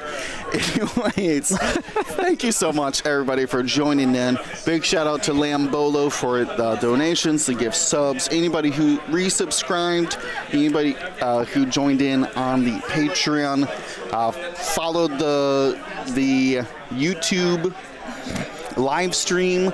liked it, subscribed to it, do all those things. Thank you so much for all of your support. Of course, here we got to thank the convention staff. Been doing an excellent job. Got me a power cable. That's well, true. That was the convention staff. Got me a power cable. That was very nice of them. Of course, our judge team, Kenton, Paul, and Josh, been doing an excellent work. For people who haven't been to conventions before, like, oh, they got me a power cable. That doesn't sound like much. Power at conventions is not cheap. That is not a small deal. That's a big deal. Yeah, it was, because I was like, I'm going to daisy chain about 1,000 watts into this outlet, so I'm going to need a good extension Give me a nice cable. power drop. Yep. I need a lot of power. Don't give you the two-prong home ones. You're gonna need a powerful one. But yeah, went fantastic. The wired internet that we were able to get, that was yeah, that's always fantastic. big. Oh yeah, no dropped frames. Zero Dropped frames. Wow. So actually zero. Actually zero. So that was fantastic. Of course, all of the players who are able to come out and participate in these grand tournaments, and especially the players who are willing to come on to the stream so we could watch their games. And of course you, Chris, for joining me here. You didn't have to. They're not going to show on this screen. There's not. All right. We'll go back to. I'm trying to make Will mad at me by putting crits over us talking. Don't worry. We'll go back to the table and we'll We'll get into this. we'll see a Thanks couple for having more. me. It was fun. It's nice. I kind of came up on a last second whim to Nova just to come see people. So it's good to come chill and just kind of exist at a convention. No responsibility. All I got to do is not say things that are make you mad at me on stream. We did okay. I do We not. passed. I do not want to edit the audio of these videos. So please don't make me. Anyways, or I don't even know how I would edit the Twitch. Yeah, We it's just already had gone. to take it down. that would be the problem. Is I would have to take the image or the videos down. Either way, it's been fantastic. We're going to be on the podcast tomorrow talking about the X-Wing Alliance beta points, so please join us there. Of course, we're going to talk about Nova and whatever else comes up, I guess. Orlando predictions. Sure. QuestCon. Rebels. The Crucible. We're going to expect Rebel We have B-Wings. so much ARC hatred coming from here. I just said B-Wings. No, I know, but And, the and ARCs. also ARCs. Yeah, hating my people, my brothers. So sad. Anyways. They were literally grown for you to be happy, and what do? You disparage the clones. It's thematic for them to be spammed everywhere. But aren't they truly the villains of that series? The child soldier slaves, child are they the soldier villains? slaves? Yeah, sure. You want to die on that Sith hill? apprentice Yeah, in you- secret. Yeah, you know what? If you want to be on that team, whatever the other stance is, I'll take that one, and I think we'll probably do all right. You know, the heroes might have been the independent systems fighting for their True. freedom. Fighting for independent systems they rights. left their refugees at home and only brought droids into the battle so the Yeah. civilian populations would remain intact. But no, You need a better signature look of superiority if you're gonna take that stance. You got to get your proper it's not a stance, it's facts. I'm not saying it as a fact. Look at this It Senate is what building. it is. There's 1,000 senators in here, and none of them care about you. Anyways, thank you again, everybody. Remember, join the Patreon if you can. At I'm sure. Patreon. What did I do? Oh, I at Patreon. Yeah. Thank you. Join the Patreon if you can.